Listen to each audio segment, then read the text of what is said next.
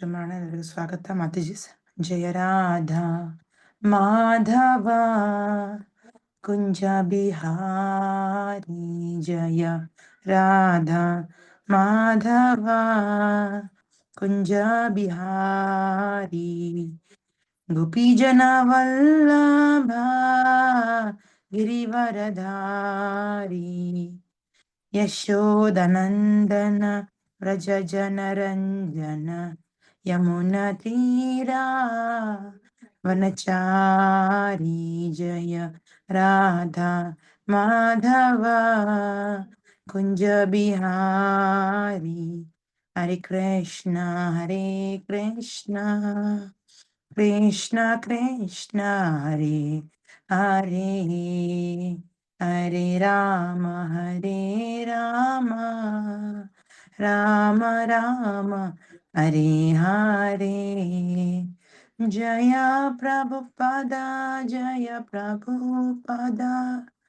ಜಗದ್ಗುರು ಶ್ರೀಲ ಪ್ರಭುಪದ ಜಯ ಗುರುದೇವ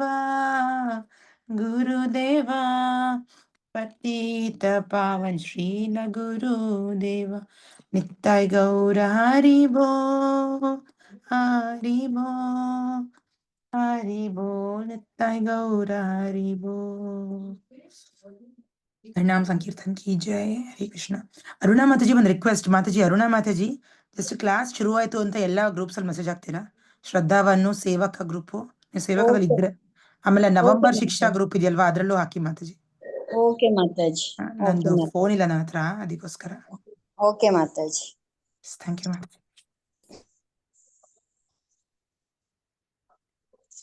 ಗಾಯತ್ರಿ ಮಾತಾಜಿ ಎಲ್ಲ announcement group ಅಲ್ಲಿ message ಹಾಕಕ್ಕಾಗತ್ತಾ? ಗಾಯತ್ರಿ ಶನಯ ಮಾತಾಜಿ ಇಲ್ಲ ಮಾತಾಜಿ. ನಿಮ್ ಪರ್ಮಿಷನ್ ಇಲ್ವಾ? ಇಲ್ಲ. ಓಕೆ ಸರಿ. ವೈಷ್ಣವ ಭಜನ್ ಗ್ರೂಪ್ ಅಲ್ಲಿ ಹಾಕ್ತೀರಾ? ಇನ್ಯಾವ ಗ್ರೂಪ್ ಅಲ್ಲಿ ನೀವಿದ್ದೀರಾ ಯೂಶಲಿ? ಅಲ್ಲ ಒಂಚೂರು ಮೆಸೇಜ್ ಹಾಕಿ. ಅರುಣಾ ಮಾತಾಜಿಗೂ ಹೇಳ್ದೆ, ನೀವು ಇನ್ನಾದ್ರೂ ಎಕ್ಸ್ಟ್ರಾ ಗ್ರೂಪ್ಸ್ ಅಲ್ಲಿ ಇರೋದಿದ್ರೆ ಒಂದು ಕೃಷ್ಣ ಸೇವಕ ಗ್ರೂಪ್ ಅಲ್ಲಿ ಮೆಸೇಜ್ ಹಾಕಿ ಮಾತಾಜಿ, ಕ್ಲಾಸ್ ಶುರು ಆಯ್ತು ಅಂತ. ಅರುಣಾ ಮಾತಾಜಿ ಇಲ್ಲ ಅದ್ರಲ್ಲಿ. ಓಕೆನಾ? ಇವತ್ತು ಶ್ಲೋಕ ಬಂದ್ಬಿಟ್ಟು 21ನೇ ಶ್ಲೋಕ ಇಂದ ಶುರು ಮಾಡ್ಬಿಟ್ಟು ಅಲ್ವಾ? ನೆನ್ನೆ ನಾವು ನೋಡಿದ್ವಲ್ಲ, ಪರಸ್ತಸ್ಮಾತ್ ಭಾವನ್ಯೋ ವ್ಯಕ್ತೋ ವ್ಯಕ್ತಾತ್ ಸನಾತನಃ ಯಹ ಸರ್ವೇಷು ಭೂತೇಶು ನಶ್ಯಸ್ತು ನ ನಶ್ಯತಿ. ಭಗವಂತನ ಇನ್ನೊಂದೊಂದು ಧಾಮ ಇದೆ ಅಂತ ಹೇಳ್ತಿದ್ದಾರೆ. ಎಷ್ಟೊಂದು ಜನಕ್ಕೆ ಇದು ಗೊತ್ತೇ ಇಲ್ಲ. ಆಕ್ಚುಲಿ ನಮ್ಗೇನ್ ಗೊತ್ತಿರೋದು ಸ್ವರ್ಗಲೋಕ, ಹೌದಾ, ಮೇಲ್ಗಡೆ ಲೋಕಗಳು, ಪುಣ್ಯ ಲೋಕಗಳು, ಇಷ್ಟೇ ಗೊತ್ತಿರೋದು ಆಕ್ಚುಲಿ ಸಾಮಾನ್ಯ ವ್ಯಕ್ತಿಗಳಿಗೆ. ಬಟ್ ಭಗವಂತನ ಆಧ್ಯಾತ್ಮಿಕ ಲೋಕ ಇದೆ ಅನ್ನೋದು ಈ ಒಂದು ಶ್ಲೋಕದಲ್ಲಿ ತಿಳಿಸ್ತದೆ. ಪರಸ್ತಸ್ಮಾತ್ ಭಾವನ್ಯೋ ಅಂತ ಶ್ಲೋಕದಲ್ಲಿ. ಓಕೆನಾ? ಸೊ ಭಗವಂತ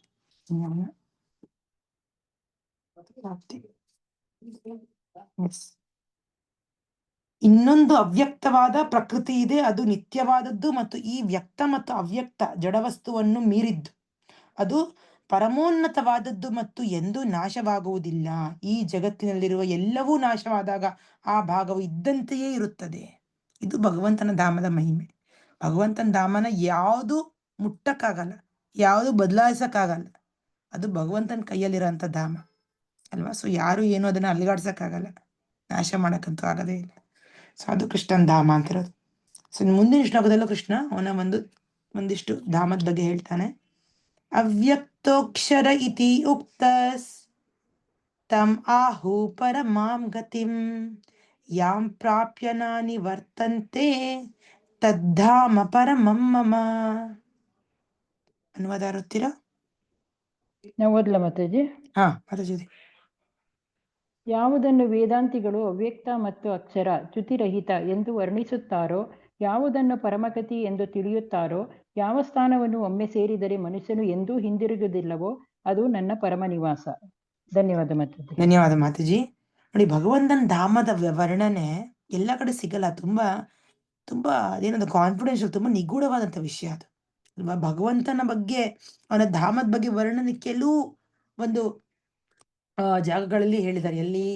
ಬ್ರಹ್ಮ ಸಂಹಿತ ಅಂತ ಕಡೆ ಹೇಳಿದ್ದಾರೆ. ಬ್ರಹ್ಮ ಸಂಹಿತದಲ್ಲಿ ಬ್ರಹ್ಮನ ಪ್ರಾರ್ಥನೆಗಳಲ್ಲಿ ಹೇಳ್ತಾನೆ, ಚಿಂತಾಮಣಿ ಪ್ರಖರ ಸದ್ಮಶು ಕಲ್ಪ ವೃಕ್ಷ ಲಕ್ಷ್ಯಾವೃತ್ತೇಷು ಸುರಭಿರ್ ಅಭಿಪಾಲಯಂತಂ ಲಕ್ಷ್ಮೀ ಸಹಸ್ರಶತ ಸಂಭ್ರಮ ಸೇವ್ಯಮಾನಂ ಗೋವಿಂದಮಾದಿಪುರುಷಂ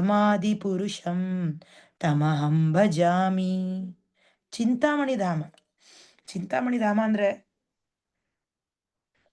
ಗೌರಂಗ, ಎಂಥ ಒಂದು ಧಾಮದಲ್ಲಿ ಎಲ್ಲ ಆಸೆಗಳು ತೀರುತ್ತೋ ಅದಕ್ಕೆ ಚಿಂತಾಮಣಿ ಧಾಮ ಅಂತ. ಚಿಂತಾಮಣಿ ಒಂದು ಕಲ್ಲು ಕೂಡ ಬರುತ್ತೆ, ಅದನ್ನ ಮುಟ್ಕೊಂಡ್ರೆ ಅದನ್ನ ಏನಾರು ಕೇಳ್ಕೊಂಡ್ರೆ ಸಿಗತ್ತೆ.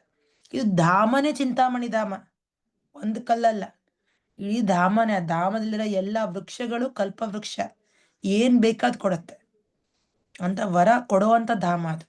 ನಾವಿಲ್ಲಿ ವರಕ್ಕೆ 108 ಕೋರಿಕೆಗಳು, ನಮ್ಮ ಬೇಡಿಕೆಗಳು, ನಮ್ಮ ಹರಕೆಗಳು, ನಾವು ಅದನ್ನ ಕೊಡ್ತೀವಿ ಭಗವಂತ, ಇದನ್ನ ಹೊಡಿತೀವಿ, ಹಂಗ್ ಮಾಡ್ತೀವಿ ಹಿಂಗ್ ಮಾಡ್ತೀವಿ ಅಂತ ಎಷ್ಟೆಲ್ಲ ಪ್ರಾರ್ಥಿಸ್ಕೊಂತೀವಿ ಅಲ್ವಾ. ಅಲ್ಲಿ ನಮ್ಮ ಮನ್ಸಲ್ಲಿ ಯೋಚನೆ ಬಂದ ತಕ್ಷಣ ಸಾಕಂತೆ ಇಚ್ಛೆ ಈಡೇರ್ ಬರುತ್ತೆ. ಯಾಕಂದ್ರೆ ಅಲ್ಲಿ ನಾವು ಹೋದ್ಮೇಲೆ ಎಲ್ಲ ಕೇಳೋದೆಲ್ಲ ಕರೆಕ್ಟಾಗಿ ಕೇಳ್ತೀವಿ, ನಾವು ಪರ್ಫೆಕ್ಟಾಗಿ ಕೇಳ್ತೀವಿ. ಇಲ್ಲಿ ನಮ್ಮ ಕೋರಿಕೆಗಳು ನಮ್ಗೆ ಗೊತ್ತಿಲ್ಲ, ಏನ್ ಕೋರ್ಕೋಬೇಕು ಅನ್ನೋ ಜೀವಿಗೆ ಗೊತ್ತಿಲ್ಲ ಆಕ್ಚುಲಿ. ಇದು ನಮ್ಮ ಪರಿಸ್ಥಿತಿ. ಅದಕ್ಕೆ ಭಗವಂತನ ಶುದ್ಧ ಭಕ್ತರು ನನ್ನ ಕೋರಿಕೆ ಯಾವಾಗ್ಲೂ ನಿನ್ನ ಮರಿದೇ ಇರಂಗಾಗ್ಲಿ, ನಿನ್ನ ಭಕ್ತಿಯಿಂದ ನಾನು ದೂರ ಆಗದೆ ಇರಂಗಾಗ್ಲಿ, ನಿನ್ನ ಭಕ್ತರ ಸಾಂಗದಲ್ಲಿ ಯಾವಾಗ್ಲೂ ನನ್ಗೆ ಇರಂಗಾಗ್ಲಿ, ನನ್ನ ಶ್ರೇಯಸ್ ಏನು ಅನ್ನೋದು ನನಗೆ ಗೊತ್ತಿಲ್ಲ ಅಂತ ಹೇಳ್ಕೊತಾರೆ. ನೀನೇ ಆಯ್ಕೆ ಮಾಡ್ಕೊಡು, ನಿನಗೆ ಗೊತ್ತು ನನಗೆ ಏನ್ ಕರೆಕ್ಟು ಅನ್ನೋದು ಅಲ್ಲ. ಮಕ್ಕಳು ಕೂಡ ಏನ್ ಕೇಳ್ಕೊಬೇಕು ಅನ್ನೋದು ಗೊತ್ತಿಲ್ಲ, ಏನೋ ಕೇಳ್ತಾರೆ, ಏನೋ ಸಿಗತ್ತೆ ಅವರಿಗೆ ಅಲ್ವಾ. ಅಂದ್ರೆ ಹೊರಗಡೆ ಅವ್ರು ಯಾರು ಕೊಡ್ಸೋದಿದ್ರೆ ಏನ್ ಬೇಕಾದ್ರೂ ಕೊಡಿಸ್ಬೋದು. ಬಟ್ ತಂದೆ ತಾಯಿಗೆ ಚೆನ್ನಾಗಿ ಗೊತ್ತು ಮಕ್ಳಿಗೆ ಏನ್ ಕರೆಕ್ಟು, ಏನ್ ಕೊಡ್ಬೇಕು, ಯಾವ ಸಮಯದಲ್ಲಿ ಏನ್ ಕೊಡ್ಬೇಕು ಅಲ್ವಾ. ಚಿಕ್ಕ ವಯಸ್ಸಲ್ಲೇ ಅವ್ರಿಗೆ ದೊಡ್ಡ ಮೋಟರ್ ಬೈಕು, ದೊಡ್ಡ ದೊಡ್ಡ ಕಾಸ್ಟ್ಲಿ ಸಾಮಾನೆಲ್ಲ ಕೊಡಿಸ್ತಾರ ತಂದೆ ತಾಯಿ? ಇಲ್ಲ. ಸಣ್ಣ ವಯಸ್ಸಲ್ಲೇ ಕೊಡ್ಸಿದ್ರೆ ಹಾಳಾಗಿ ಹೋಗ್ತಾರೆ, ಓದೋದ್ಮೇಲೆ ಅವ್ರಿಗೆ ಗಮನ ಕಮ್ಮಿ ಆಗತ್ತೆ ಅಂತ ನಾವೇನ್ ಮಾಡ್ತೀವಿ, ಸ್ಟ್ರಿಕ್ಟ್ ಆಗಿ ಬೆಳೆಸ್ತೀವಿ ಅಲ್ವಾ. ಅವ್ರ ಒಂದ್ ಸ್ಥಾನಕ್ಕೆ ಬಂದ್ಮೇಲೆ, ಅವ್ರೊಂದು ಏಜಿಗೆ ಬಂದ್ಮೇಲೆ, ಅವಾಗ ನಮ್ಮ ತಂದೆ ಯಾವಾಗ್ಲೂ ಹೇಳ್ತಾ ಇದ್ರು, ನನ್ ಫಸ್ಟ್ ವಾಚ್ ಬಂದಿದ್ದು ನಾನು MBBS ಸೇರಿದಾಗ ನಂಗೆ ಫಸ್ಟ್ ವಾಚ್ ನಮ್ಮ ತಂದೆ ಕೊಡ್ಸಿದ್ರು ಅಂತ. ನಮ್ಮ ತಂದೆ ಡಾಕ್ಟ್ರು. ಸೊ ಅವಾಗ ಹೇಳ್ತಿದ್ರು ಅವ್ರು, ಫಸ್ಟ್ ವಾಚ್ ನಾನು ಅವಾಗ ತಗೊಂಡೆ, ನಾನು ಫಸ್ಟ್ ವಾಚ್ ತಗೊಂಡೆ ನಾನು ಜಾಬ್ಗೆ ಸೇರಿದ್ಮೇಲೆ ಅಲ್ವಾ.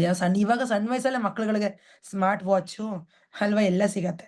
ಎಲ್ಲ ಸಿಕ್ಕಿದ್ರೆ ಅದ್ರ ಬೆಲೆನೇ ಇರೋದಿಲ್ಲ ಅಲ್ವಾ. ಸೊ ತಂದೆ ತಾಯಿ ಹುಷಾರಾಗಿ ನೋಡ್ಕೊಂಡು ಕೊಟ್ಟಾಗ ಅದ್ರದ್ದು ಬೆಲೆ ಇರುತ್ತೆ. ಅದೇ ತರ ಕೃಷ್ಣನೂ ಅಷ್ಟೇ, ಅವನ ಭಕ್ತರಿಗೆ, ಅವನ ಧಾಮಕ್ಕೆ ಬಂದಿರೋ ಭಕ್ತರಿಗೆ ಏನ್ ಬೇಕಾದ್ರೂ ಕೊಡ್ತಾನೆ ಕೃಷ್ಣ. ಅವರೆಲ್ಲ ಎಲ್ಲ ಒಂದು ಏನಂತಾರೆ, ಒಂದು ಕ್ವಾಲಿಫಿಕೇಶನ್ ಪಡ್ಕೊಂಡಿರೋಂಥ ವ್ಯಕ್ತಿಗಳು ಅಲ್ವಾ. ಸೊ ಕೃಷ್ಣ ಏನ್ ಬೇಕಾದ್ರೂ ಕೊಡೋದಕ್ಕೆ ರೆಡಿ ಆಗಿರ್ತಾನೆ. ಸೊ ಹಾಗಾಗಿ ಈ ಧಾಮದ ಹೆಸರೇನು ಚಿಂತಾಮಣಿ ಧಾಮ. ಅದಕ್ಕೆ ಆಯನ್ ಜೊತೆಗೆ ಇಲ್ಲೇನು ಲಕ್ಷಾವೃತೇಶು ಸುರಭೀರ್ ಅವಿಪಾಲಯಂತೆ. ಭಗವಂತನ ಧಾಮದಲ್ಲಿ ಸುರಭಿಗಳು, ಹಸುಗಳು ಏನ್ ಕೊರತೆನೇ ಇಲ್ಲ. ಆಕ್ಚುಲಿ ಜೀವನ ಮಾಡೋದಿಕ್ಕೆ ನಮಗೆ ನಮ್ಮ ಮಾಡರ್ನ್ ಪೀಪಲ್ ಗೊತ್ತೇ ಇಲ್ಲ ಹಸುಗಳ ಮಹತ್ವ ಏನು ಅನ್ನೋದು. ಪ್ರಭುಪಾದ ಹೇಳ್ತಾರೆ, ಒಂದಿಷ್ಟು ಜಾಗ ನಾವು ಒಂದಿಷ್ಟು ಬೆಳೆಗಳು ಬೆಳೆಯಕ್ಕೆ, ಒಂದಿಷ್ಟು ತರಕಾರಿಗಳು ಬೆಳ್ಕೊಳಕ್ಕೆ, ಒಂದಿಷ್ಟು ಅಕ್ಕಿ ಬೆಳ್ಕೊಳ್ಳೋದಕ್ಕೆ ಒಂದಿಷ್ಟು ಜಾಗ, ಆಮೇಲೆ ಹಸುಗಳು ಇದ್ರೆ ಸಾಕಂತೆ ನಾವು ಹ್ಯಾಪಿಯಾಗಿ ಏನು ಖರ್ಚಿಲ್ದೆ ಹಾಯಾಗಿ ಬದುಕ್ಬೋದು. ಏನು ಹಸು ಎಷ್ಟೆಲ್ಲ ಹಾಲು ಕೊಡತ್ತೆ ಹೌದಾ. ನಾವ್ ಎಷ್ಟು ಕುಡಿತೀವಿ, ಎಷ್ಟೋ 1 ಲೀಟ್ರ್ ಕುಡಿಬೋದು, ಅದೇ ಜಾಸ್ತಿ. ಇನ್ ಮಿಕ್ಕಿರೋ ಹಾಲೆಲ್ಲ ನಾವು ಮಾರಾಟ ಮಾಡ್ಕೋಬಹುದು ಅಲ್ವಾ, ಇನ್ನ ಬೇರೆಯವ್ರಿಗೆ ಕೊಡ್ಬೋದು. ಆ ಥರ ಜೀವನ ಮಾಡ್ಕೊಂಡು ಹ್ಯಾಪಿಯಾಗಿ ಬದುಕ್ಬೋದು ಅಂತ ಹೇಳ್ತಾರೆ. ಸೊ ಇಲ್ಲಿ ಚಿಂತಾಮಣಿ ಧಾಮದಲ್ಲಿ ಎಷ್ಟೆಲ್ಲ ಕೋಟಿ ಸುರಭಿಗಳಿದೆ, ಹಸುಗಳು ಎಷ್ಟಂದ್ರೆ ಅಷ್ಟು ಹಾಲು, ಮೊಸರು, ತುಪ್ಪ ಯಾವುದಕ್ಕೂ ಕಮ್ಮಿ ಇಲ್ಲ, ಬೆಣ್ಣೆ. ಅಲ್ಲಿ ಎಷ್ಟು ತಿಂದ್ರು ಏನು ಕಾಯಿಲೆಗಳು ಬರಲ್ಲ. ಇಲ್ಲಿ ಸ್ವಲ್ಪ ತಿಂದ ತಕ್ಷಣ ನಾವೇನಂತೀವಿ, ಅಯ್ಯೋ ಕೊಲೆಸ್ಟ್ರಾಲ್ ಜಾಸ್ತಿ ಆಯ್ತು, ವೇಟ್ ಜಾಸ್ತಿ ಆಯ್ತು, ಅದ್ ಕಮ್ಮಿ ಮಾಡು, ಇದು ಕಮ್ಮಿ ಮಾಡು, ಜಿಮ್ಗೆ ಹೋಗು, ಎಕ್ಸರ್ಸೈಸ್ ಮಾಡು, ಅದ್ ಮಾಡು ಹೌದಾ. ಇಲ್ಲಿ ಒಂದ್ ಚುಕ್ಕೆ ತುಪ್ಪ ಹಾಕೋದಕ್ಕೂ ನಾವ್ ಎಷ್ಟೆಲ್ಲ ಯೋಚನೆ ಮಾಡ್ತೀವಿ, ಅಯ್ಯೋ ಏನಾಗುತ್ತೋ ಅಂತ. ಅಲ್ಲಿ ಯಾವ ರೋಗಗಳ ಕಾಟ ಇರಲ್ಲ ನಮ್ಗೆ, ಹ್ಯಾಪಿಯಾಗಿ ಸಂತೋಷವಾಗಿ ತಿನ್ಕೊಂಡು ಉಡ್ಕೊಂಡು ಮಜಾ ಮಾಡ್ಬೋದಲ್ಲಿ ಹೌದಾ. ಲಕ್ಷಾವೃತೇಶ ಸುರಭಿ ರವಿ ಪಾಲ ಎಂದು ಲಕ್ಷ್ಮೀ ಸಹಸ್ರಶತ ಸಂಭ್ರಮ ಸೇವ್ಯಮಾನಂ. ಭಗವಂತನ ಸೇವೆ ಮಾಡೋದಿಕ್ಕೆ ನಾವೇನೋ ಇಲ್ಲಿ ಹೋಗಿ ದೊಡ್ಡ ವ್ಯಕ್ತಿಗಳಂತ ಏನಲ್ಲ, ಅಲ್ಲಿ ಆಲ್ರೆಡಿ ಕೋಟಿ ಕೋಟಿ ಲಕ್ಷ್ಮಿಯರು ಸೇವೆ ಮಾಡ್ತಾರೆ ಕೃಷ್ಣನಿಗೆ. ನಾವು ಹೋದ್ರೆ ನಮ್ಗೆ ಸೇವೆ ಸಿಗುತ್ತೋ ಇಲ್ವೋ ಅದು ಗೊತ್ತಿಲ್ಲ. ನಮ್ಮ ಗುರು, ನಮ್ಮ ಆಧ್ಯಾತ್ಮಿಕ ಗುರುವಿನ ಮುಖಾಂತರ ನಮ್ಗೆ ಸೇವೆ ಸಿಗತ್ತಂತೆ. ಅದೇ ಹೇಳ್ತಾರೆ, ಸೇವೆ ನಮ್ ಕೃಷ್ಣನ್ ಸೇವೆ ಡೈರೆಕ್ಟ್ ಆಗಿ ಯಾರು ಕೊಡಲ್ಲ. ಬಾರಮ್ಮ ನಿಂಗೆ ಈ ಟೈಮಲ್ಲಿ ಕೆಲಸ ಇದೆ, ಹಂಗೇರು ಇಲ್ಲ, ನಮ್ಗೆ ಜಾಬ್ ಇಲ್ಲ, ಅಲ್ಲಿ ಸುಮ್ಮನೆ ಕೂತಿರ್ಬೇಕು. ಗುರು ಕರೆದ್ಬಿಟ್ಟು, ಇಲ್ಲ ಇವಳು ಚೆನ್ನಾಗಿ ಮಾಡ್ತಾಳೆ, ಇವಳು ಅಡಿಗೆ ಚೆನ್ನಾಗಿ ಮಾಡ್ತಾಳೆ, ಇವಳು ಮಗುಗೆ ಚೆನ್ನಾಗಿ ಪಾಠ ಹೇಳ್ಕೊಡ್ತಾಳೆ, ಅಥವಾ ಇನ್ನೇನಾರೋ ನಮ್ಮಲ್ಲಿ ಏನಾದ್ರು ಒಳ್ಳೆ ಕ್ವಾಲಿಟಿ, ನಮ್ಮಲ್ಲಿ ಏನ್ ಗುಣ ನಾವು ಬೆಳೆಸ್ಕೊಂಡಿರ್ತೀವೋ ಕೃಷ್ಣನ್ ಸೇವೆ ಮಾಡ್ತಾ ಮಾಡ್ತಾ ಮಾಡ್ತಾ ಮಾಡ್ತಾ, ಅವಾಗ ನಮ್ಗೆ ಏನಾರು ಒಂದು ರೋಲ್ ಕೊಡ್ತಾರೆ, ಏನಾರು ಒಂದು ಸೇವೆ ಸಿಗತ್ತೆ ನಮ್ಗೆ. ಸೊ ಅದು ಕೂಡ ಗುರುನೇ ಆಯ್ಕೆ ಮಾಡೋದು ನಮ್ಗೆ ಆಧ್ಯಾತ್ಮಿಕ ಲೋಕದಲ್ಲಿ. ಸೊ ಯಾಕಂದ್ರೆ ಅವರು ಎಲ್ಲ ಸೇವೆದಲ್ಲಿ ಇರ್ತಾರೆ, ಭಗವಂತನ ಸೇವೆದಲ್ಲಿ ಇರ್ತಾರೆ. ಸೊ ಅವಾಗ ನಮ್ಗೆ ಸಿಗತ್ತೆ ಸೇವೆ. ಸೊ ಮೊನ್ನೆ ಆಕ್ಚುಲಿ ನನ್ಗೆ ಸೇವೆ ನನ್ನ ಅಪ್ಪ ಬಂತು. ಮೊನ್ನೆ ನಾನು ಚೆನ್ನೈಗೆ ಹೋದಾಗ ಮೊನ್ನೆ ಅಂದ್ರೆ ಈಗ ಸಾಕಷ್ಟು ಟೈಮ್ ಆಯ್ತು, ಆಲ್ಮೋಸ್ಟ್ 1 ಮಂತ್ ಆಗ್ತಾ ಬಂತು. ಚೆನ್ನೈಗೆ ಹೋದಾಗ ನಮ್ಮ ಗುರು ಮಹಾರಾಜ್ ಚೆನ್ನೈಯಲ್ಲಿದ್ದಾರೆ. ಸರಿ, ಗುರು ಸೇವೆ ಸಿಗೋದು ಅಂದ್ರೆ ಭೂಮಿದಲ್ಲಿ ಭೂಲೋಕದಲ್ಲಿ ಕೃಷ್ಣನ್ ಸೇವೆ ಸಿಕ್ದಂಗೆ. ಓಕೆ, ಯಾಕಂದ್ರೆ ಸಾಕ್ಷಾತ್ ಹರಿಯವರು, ಸಾಕ್ಷಾತ್ ಹರಿತ್ವೇನ ಸಮಸ್ತ ಶಾಸ್ತ್ರ, ಶಾಸ್ತ್ರ ಎಲ್ಲ ಏನ್ ಹೇಳುತ್ತೆ, ಹರಿಯ ಸಂಕೇತ, ಇವರು ಹರಿಯ ಒಂದು ಪ್ರತಿನಿಧಿ. ಸರಿ, ಗುರು ಸೇವೆಗೋಸ್ಕರ ನಾವು ಹೋದ್ವಿ. ನನ್ನ ಬರ್ಡೇನೂ ಇತ್ತು ಈ ಮಂತ್ ಅಕ್ಟೋಬರಲ್ಲಿ. ಸೊ ನಂಗೆ ಏನಾದ್ರು ಗುರು ಸೇವೆ ಬೇಕು, ಗುರು ಸೇವೆ ಬೇಕು ಅಂತ ನಾನು ಕೇಳ್ತಾ ಇದ್ದೆ ಮತ್ತೆ ಮತ್ತೆ ನಮ್ಮ ಪ್ರಭುನ. ಸರಿ ಆಯ್ತು, ಹೆಂಗಿದ್ರು ಗುರುಮರ ಚೆನ್ನೈದಲ್ಲಿದ್ದಾರೆ, ಹೋಗೋಣ, ಅಲ್ಲಿ ಏನಾದ್ರು ನಮ್ಮ ಅದೃಷ್ಟ ಚೆನ್ನಾಗಿದ್ರೆ ಸಿಗ್ಬೋದು. ಯಾಕಂದ್ರೆ ಅಲ್ಲೆಲ್ಲ ತುಂಬಾ ಜನ ಆಲ್ರೆಡಿ ಇರ್ತಾರೆ, ಡಿವೋಟೀಸ್ ಮುಂಚೆಯಿಂದಾನೇ ಇರ್ತಾರೆ. ನಾವ್ ಯಾವ್ದೋ ಊರಿಂದ ಬಂದ ತಕ್ಷಣ ನಮ್ಮನ್ನ ಕರ್ದಿನ್ ಕೊಡೋದಿಲ್ಲ ಅಲ್ವಾ. ಸರಿ, ಅಲ್ಲಿ ಹೋದ್ವಿ. ಅಲ್ಲಿ ಬೆಳಿಗ್ಗೆ ದರ್ಶನ ಆಯ್ತು, ಮಂಗಳಾರತಿ 12 ಗಂಟೆ ಮಂಗಳಾರತಿ ನೋಡಿದ್ವಿ. ಅದಾದ್ಮೇಲೆ ಗುರು ಮಹಾರಾಜ್ ಇನ್ನೂ ಬಂದಿರ್ಲಿಲ್ಲ, ಅವ್ರು ಡಯಾಲಿಸಿಸ್ಗೆ ಹೋಗಿದ್ರು, ಹಾಸ್ಪಿಟ್ಲಿಗೆ ಹೋಗಿದ್ರು. ಸರಿ, ಅಲ್ಲಿ ಅಡಿಗೆ, ಅಲ್ಲಿ ಗೆಸ್ಟ್ ರೂಮ್ ಅಂತ, ಗೆಸ್ಟ್ ಹೌಸ್ ಅಂತ ಇರತ್ತಲ್ಲ, ಅಲ್ಲಿ ಗುರು ಮಹಾರಾಜ್ ಎಲ್ಲ ಸರ್ವೆಂಟ್ಸ್ ಎಲ್ಲ ಅಡಿಗೆ ಎಲ್ಲ ರೆಡಿ ಆಗಿ ಎಲ್ಲ ಆಗೋಗಿದೆ. ಸರಿ, ಅಲ್ಲಿ ಹೋಗ್ಬಿಟ್ಟು ಕೇಳ್ಕೊಂಡ್ವಿ. ಸರಿ ಪ್ರಭುಜಿ, ಏನಾದ್ರು ನಮ್ಗೊಂಚೂರು ಸೇವೆ ಇದ್ರೆ ಕೊಡಿ, ಏನಾದ್ರು ಒಂದ್ ಮಾಡ್ತೀವಿ ಚಿಕ್ಕದಾಗಿ ಅಂತ. ಓಕೆ, ಒಂದಿದೆ ಸೇವೆ ಅಂತ ಹೇಳಿದ್ರು. ಸರಿ, ನಾನು ಇನ್ನೊಬ್ರು ಮಾತಾಜಿನೂ ಇದ್ರು, ನಿರ್ಮೋಹ ಮಾತಾಜಿ ಅಂತ. ಸರಿ, ನಾವಿಬ್ರು ಹೋಗ್ಬಿಟ್ಟು ಕೇಳಿದ್ವಿ ಮಾತಾಜಿ. ನಾವೇನು ಪ್ರಭುಜಿ ಮಾಡೋಂಥದ್ದು ಏನೂ ಇರಲಿಲ್ಲ. ಸರಿ, ನಾವು ಕೇಳಿದ್ವಿ. ಸರಿ, ಫಸ್ಟ್ ಅಲ್ಲಿ ಕ್ಲೀನ್ ಮಾಡೋಕೆ ಹೇಳಿದ್ರು, ಕಸ ಗುಡಿಸಿದ್ವಿ, ಕ್ಲೀನ್ ಮಾಡಿದ್ವಿ ಕಿಚನ್. ಅದಾದ್ಮೇಲೆ ಒಂದಿಷ್ಟು ಅವ್ರಿಗೆ ಸ್ವಲ್ಪ ಹೆಲ್ತ್ ಸರಿಯಾಗಿರೋದಕ್ಕೆ ಒಂದಿಷ್ಟು ಕಷಾಯ ಮಾಡ್ತಾರೆ. ಒಂದಿಷ್ಟು ಏನೇನೋ ಕಾಯಿಗಳಿತ್ತು, ನನಗೆ ಸರಿಯಾಗಿ ಗೊತ್ತಿಲ್ಲ ಅದು. ಕಾಯಿಗಳನ್ನ ಸ್ವಲ್ಪ ಜಜ್ಜಿಬಿಟ್ಟು ಅದನ್ನ ರಸ ತೆಗೆದ್ಬಿಟ್ಟು ಒಂದು ಡಬ್ಬದಲ್ಲಿ ತುಂಬಿಸಿಡ್ಬೇಕು. ಅದೊಂದಿತ್ತು, ಅದು ಆ ಮಾತಾಜಿ ಮಾಡಿದ್ರು. ಇನ್ನೊಂದು ಏನಪ್ಪ, ಸೋಯಾ ಕಾಳುಗಳನ್ನ ನೆನೆಸಿದ್ರು, ಅದರಿಂದ ಹಾಲು ತೆಗಿಯೋದು ಕೆಲಸ ಇತ್ತು. ಸೊ ಅದನ್ನ ನಾನು ಮಾಡಿದೆ. ಅದನ್ನ ತೆಗೆದ್ಬಿಟ್ಟು ಅದನ್ನ ಹಿಂಡ್ಬಿಟ್ಟು, ನಾವೇನ್ ಹಿಂಡ್ತೀವಿ, ನಾವು ಇವತ್ತಿನ ಕಾಲದಲ್ಲೆಲ್ಲ ಸೋಸ್ತೀವಲ್ವಾ, ಅಲ್ಲಿ ಹಿಂಡೋದಿತ್ತು. ಒಂದು ಬಟ್ಟೆ ಇತ್ತು, ಒಂದು ಬಿಳಿ ಬಟ್ಟೆದಲ್ಲಿ ಹಿಂಗೆ ಹಿಂಡ್ಬಿಟ್ಟು ಅದರಿಂದ ಎಲ್ಲ ತೆಗೆದ್ಬಿಟ್ಟು ರಸನ, ಹಾಲನ್ನ, ಅದನ್ನ ಗುರು ಮಹಾರಾಜರು, ಅದು ಏನು ಎಷ್ಟಂದ್ರೆ ಅಷ್ಟಲ್ಲ, ಅದೆಲ್ಲ ಮೆಜರ್ಮೆಂಟ್ ಇರುತ್ತೆ, ಇಷ್ಟೇ ತಗೋಬೇಕು ಅಂತ. ಅವ್ರ ಹೆಲ್ತ್ ಪ್ಯಾರಾಮೀಟರ್ಸ್ಗೋಸ್ಕರ ಡಾಕ್ಟರ್ ಅಡ್ವೈಸ್ ಮಾಡಿರ್ತಾರೆ, ಇಷ್ಟೇ ಗ್ರಾಮ್ಸ್ ತಿನ್ಬೇಕು, ಎಲ್ಲ ಇಷ್ಟಿಷ್ಟೇ ಇರುತ್ತೆ ಅವ್ರು ತಿನ್ನೋದು. ಸೊ ಹಾಗಾಗಿ ಆ ಥರ ಒಂದು ಸೇವೆ ಸಿಕ್ತು. ಸೊ ಹಾಗಾಗಿ ಸೇವೆ ಸಿಗೋದು ಅಂದ್ರೆ ಈಸಿ ಅಲ್ಲ. ಗುರು ಸೇವೆ, ಕೃಷ್ಣನ್ ಸೇವೆ ಎಲ್ಲ ಸಿಗೋದಿಲ್ಲ, ಯಾರಿಗೂ ಸಿಗೋದಿಲ್ಲ. ಬಟ್ ಸಿಕ್ದಾಗ ಮಾತ್ರ ಬಿಡಬಾರ್ದು. ಸಿಕ್ಕಿದ್ರೆ ಮಾತ್ರ ಅದು ಎಷ್ಟೋ ಕೋಟಿ ಪುಣ್ಯ, ಅದು ಹೇಳಕ್ಕೂ ಆಗಲ್ಲ ಅದು ಪದಗಳಲ್ಲಿ. ಸರಿ, ಕೊಟ್ಟರು. ಅಪ್ಪ, ನಾನು ನಮಸ್ಕಾರ ಮಾಡ್ತೀನಿ, ಥ್ಯಾಂಕ್ ಯು ಪ್ರಭುಜಿ, ತುಂಬಾ ಧನ್ಯವಾದ, ನಿಮ್ ಸೇವೆ ಸಿಕ್ತು ನಮ್ಗೆ ಅಂತ. ಸೊ ಫುಲ್ ಗುರು ಮಹಾರಾಜ್ ಕಾನ್ಶಿಯಸ್ನೆಸ್ ಇದರಲ್ಲಿ ಇದ್ವಿ. ಸೊ ಅದಾದ್ಮೇಲೆ ನಾವು ದರ್ಶನ ತಗೊಂಡು, ಗುರು ಮಹಾರಾಜ್ ದರ್ಶನ ತಗೊಂಡು, ಅವರು ಬಂದ್ರು ಅಷ್ಟೊತ್ತಿಗೆ. ನಮ್ದು ಟ್ರೈನ್ ಬೇರೆ ಇತ್ತು 6 ಗಂಟೆಗೆ. ಸಿಗ್ತಾರೋ ಇಲ್ವೋ ಅಂತ ಅನ್ಕೊಂಡಿದ್ವಿ, ಯಾಕಂದ್ರೆ ಅವ್ರ ಆಸ್ಪತ್ರೆಯಲ್ಲಿ ಮತ್ತೆ ದೇವಸ್ಥಾನಕ್ಕೆ ಬರೋದಕ್ಕೆ 1.5 ಗಂಟೆ ಪ್ರಯಾಣ. ಸಿಗ್ತಾರೋ ಇಲ್ವೋ ಅಂತ ಭಯ ಆಗೋಯ್ತು. ನಾವು ಹೋಗಿದ್ದೆ ಅವ್ರು ನೋಡೋದಕ್ಕೋಸ್ಕರ. ಕೊನೆಗೆ ಹೆಂಗು ಕೃಷ್ಣ ಅರೇಂಜ್ ಮಾಡ್ಬಿಟ್ಟು ಅವ್ರು ಅವ್ರು ಕಾಣಿಸ್ಕೊಂಡ್ರು. ಸರಿ, ನಮಸ್ಕಾರ ಮಾಡ್ಕೊಂಡು ನಾವು ಬಂದ್ವಿ, ನಾವು ಆರ್ಡರ್ ಬಂದ್ವಿ. ಸೊ ಆ ಥರ ಕೃಷ್ಣನ್ ಸೇವೆ ಮಾಡೋದಕ್ಕೆ ಎಷ್ಟೋ ಕೋಟಿ ಲಕ್ಷ್ಮಿಯರು ಇರ್ತಾರಂತೆ. ಲಕ್ಷ್ಮಿ ಅಂದ್ರೆ ಏನರ್ಥ? ಲಕ್ಷ್ಮಿ, ನಾವೇನು ಲಕ್ಷ್ಮಿ ಪೂಜೆ ಮಾಡ್ತಾರೆ ಜನ ಅಲ್ವಾ, ದುಡ್ಡು ಪ್ರಾಸ್ಪೆರಿಟಿ ಬರಲಿ ನಮ್ಗೆ, ಲಕ್ಷ್ಮಿ ಕಟಾಕ್ಷ ಇರ್ಲಿ ಅಂತ ಜನ ಪೂಜಿಸ್ತಾರೆ ಅಲ್ವಾ. ಅಂತ ದೊಡ್ಡ ಲಕ್ಷ್ಮಿಯರೆಲ್ಲ ಕೃಷ್ಣನ್ ಸೇವೆದಲ್ಲಿ ಇರ್ತಾರೆ. ಸೊ ಅಂತ ಒಂದು ಧಾಮ ಕೃಷ್ಣನ್ ಧಾಮ. ಸೊ ಅಂತ ಒಂದು ಧಾಮ ಕೃಷ್ಣ ಕರ್ಸ್ಕೊಳಕ್ ತಯಾರಿದ್ದಾನೆ, ಹೌದಾ. ಅಂತ ಒಂದು ಧಾಮಕ್ಕೆ ಭಗವಂತ ಕರ್ಸ್ಕೊಳಕ್ ತಯಾರಿದ್ದಾನೆ. ನಮಗೆ ಆ ಧಾಮದ ಬಗ್ಗೆ ಹೋದ್ರೆ, ತಿಳ್ಕೊಂಡ್ರೆ ಆಗ ನಮ್ಗೆ ಅರ್ಥ ಆಗತ್ತೆ. ನೋಡಿ, ಭಗವಂತನ ಧಾಮದ ಬಗ್ಗೆ ಹೇಳಿದ್ದಾರೆ, ಪುರುಷಾನ ಪರಂ ಕಿಂಚಿತ್ ಸ ಕಾಸ್ತ ಪರಮಾಗತಿ. ಅಂದ್ರೆ ಏನರ್ಥ? When one attains to it, he never returns to the material world. ಭಗವಂತನ ಧಾಮಕ್ಕೆ ಹೋದ್ರೆ ಒಂದ್ಸರಿ ಕಾಲಿಟ್ರೆ ಮತ್ತೆ ಈ ಕೊಳೆ ಪ್ರಪಂಚಕ್ಕೆ, ನಾನು ಹೇಳಿದ್ನಲ್ವಾ, ಈ ಗಲೀಜ್ ಪ್ರಪಂಚಕ್ಕೆ ಯಾವತ್ತೂ ನಾವು ವಾಪಸ್ ಬರಲ್ಲ. ಬರೋದಿಕ್ ನಾವ್ ಇಷ್ಟನೂ ಪಡೋದಿಲ್ಲ. ಅಷ್ಟು ಸುಂದರವಾಗಿರುತ್ತೆ. ನಾವ್ ಯಾರು ಯೂಶಲಿ ನಾವ್ ಅನ್ಕೋತೀರ ಹೊರ ದೇಶದಲ್ಲಿ ತುಂಬಾ ಚೆನ್ನಾಗಿರುತ್ತೆ, ಎಷ್ಟು ಕ್ಲೀನ್ ಆಗಿರುತ್ತೆ, ಎಷ್ಟು ಫಾಸ್ಟ್ ಆಗಿರುತ್ತೆ, ಟ್ರೈನ್ ಆಗ್ಲಿ ಬಸ್ ಆಗ್ಲಿ ಎಲ್ಲ ಚೆನ್ನಾಗಿರತ್ತಪ್ಪ, ಎಷ್ಟು ಮಷೀನು, ಎಷ್ಟು ಲೈಫ್ ಸುಲಭವಾಗಿರುತ್ತೆ, ಹೌದಾ. ನಾವ್ ಅಮೇರಿಕಾನೋ ಯುರೋಪ್ ನೋಡಿದ್ರೇನೆ ಹಂಗ ಅನ್ಕೋತೀವಿ ಅಲ್ವಾ. ಇದು ಅದಕ್ಕೋಸ್ಕರ ಬಾಪ್ ಇದು ಭಗವಂತನ ಧಾಮ. ಅಂದ್ರೆ ಅಲ್ಲಿ ಎಲ್ಲ ಇನ್ನೂ ಸೂಕ್ಷ್ಮ, ಇನ್ನೂ ಕ್ಲೀನ್, ಇನ್ನೂ ಎಲ್ಲ ಚೆನ್ನಾಗಿರುತ್ತೆ. ಅದು ಭಗವಂತನ ಧಾಮ ಅಂದ್ರೆ. ಸೊ ಭಗವಂತ ಕೂಡ ಈ ಭೂಲೋಕದಲ್ಲಿ ಇವಾಗ, ಹೌದಪ್ಪ, ಈ ಭಗವಂತನ ಧಾಮ ಎಲ್ಲೋ ಇದೆ, ಎಷ್ಟೋ ಕೋಟಿ ಕಿಲೋಮೀಟರ್ ದೂರ ಇದೆ. ಗೋಲೋಕ ವೃಂದಾವನ ಅಂದ್ರೆ ಎಲ್ಲಿದೆ? ಎಲ್ಲೋ ವೈಕುಂಠ ಲೋಕಗಳ ಮೇಲಿರೋದು ಅಲ್ವಾ. ಸೊ ಹಾಗಾಗಿ ನಾವು ಇದೇ ಭೂಮಿ ಮೇಲೆ, ಇದೇ ಪ್ರಪಂಚದಲ್ಲೇ ವೃಂದಾವನ ಅಂತ ಜಾಗಕ್ಕೆ ಹೋಗಿ ಅಲ್ವಾ, ಎಷ್ಟೋ ಜನ ಹೋಗಿದ್ದೀರಾ ಅಲ್ವಾ. ಜನ ಕಲ್ಪನಾ ಮಾತಾಜಿ ಹೇಳ್ತಾ ಇದ್ರು, ಹೋಗಿ ಬಂದಿ ಮಾತಾಜಿ ಅಂತ. ಸೊ ಇದೇ ಭೂಲೋಕದಲ್ಲೇ ಭಗವಂತ ಕೃಷ್ಣ ಎಷ್ಟೆಲ್ಲ ಲೀಲೆಗಳು ಮಾಡಿದ್ದಾನೆ ಅಲ್ವಾ. ಆ ಜಾಗಕ್ಕೆ ಹೋಗಿ ಬಂದ್ರು, ಆ ಗೋಲೋಕಕ್ಕೆ ಹೋಗಿ ಬಂದ್ರಷ್ಟು ಫಲಿತ ಸಿಗತ್ತೆ ನಮ್ಗೆ. ಈ ವೃಂದಾವನ ಧಾಮ ಏನ್ ಕಮ್ಮಿ ಅಲ್ಲ.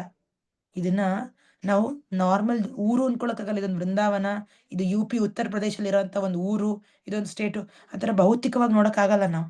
ಯಾಕಂದ್ರೆ ಇದು ಈ ಜಾಗದಲ್ಲಿ ಕೃಷ್ಣ ಬಂದು ಲೀಲೆ ಮಾಡಿರುವಂತ ಭೂಮಿ ಇದು ಅಲ್ವಾ? ಅವನ ಪಾದ ಧೂಳು ಎಲ್ಲ ಕಡೆ ಇದೆ ಅಲ್ವಾ? ಅದಕ್ಕೆ ಅಲ್ಲಿ ಹೋಗಿ ಬಂದ್ರೆ ಫಸ್ಟ್ ಟೈಮ್ ನಾನು ವೃಂದಾವನಕ್ಕೆ ಹೋದಾಗ ಎಷ್ಟು ಖುಷಿ ಅಂದ್ರೆ ಅದು ಏನ್ ಸಂತೋಷ ಅಂದ್ರೆ ನಾನು ಹೇಳಕ್ಕೂ ಆಗ್ತಿರ್ಲಿಲ್ಲ ನನ್ನ ಮನೆಯವ್ರಿಗೆ. ನಮ್ಮ ಮನೆಯವ್ರಿಂದ ಇವರೆಲ್ಲ ನಮ್ಮ ಫ್ಯಾಮಿಲಿ ಮೆಂಬರ್ಸ್ ಕೇಳಿದಾಗ ಹೆಂಗನ್ಸ್ತು ನಿಂಗೆ ಹೋಗಿ ಬಂದಿದೆ?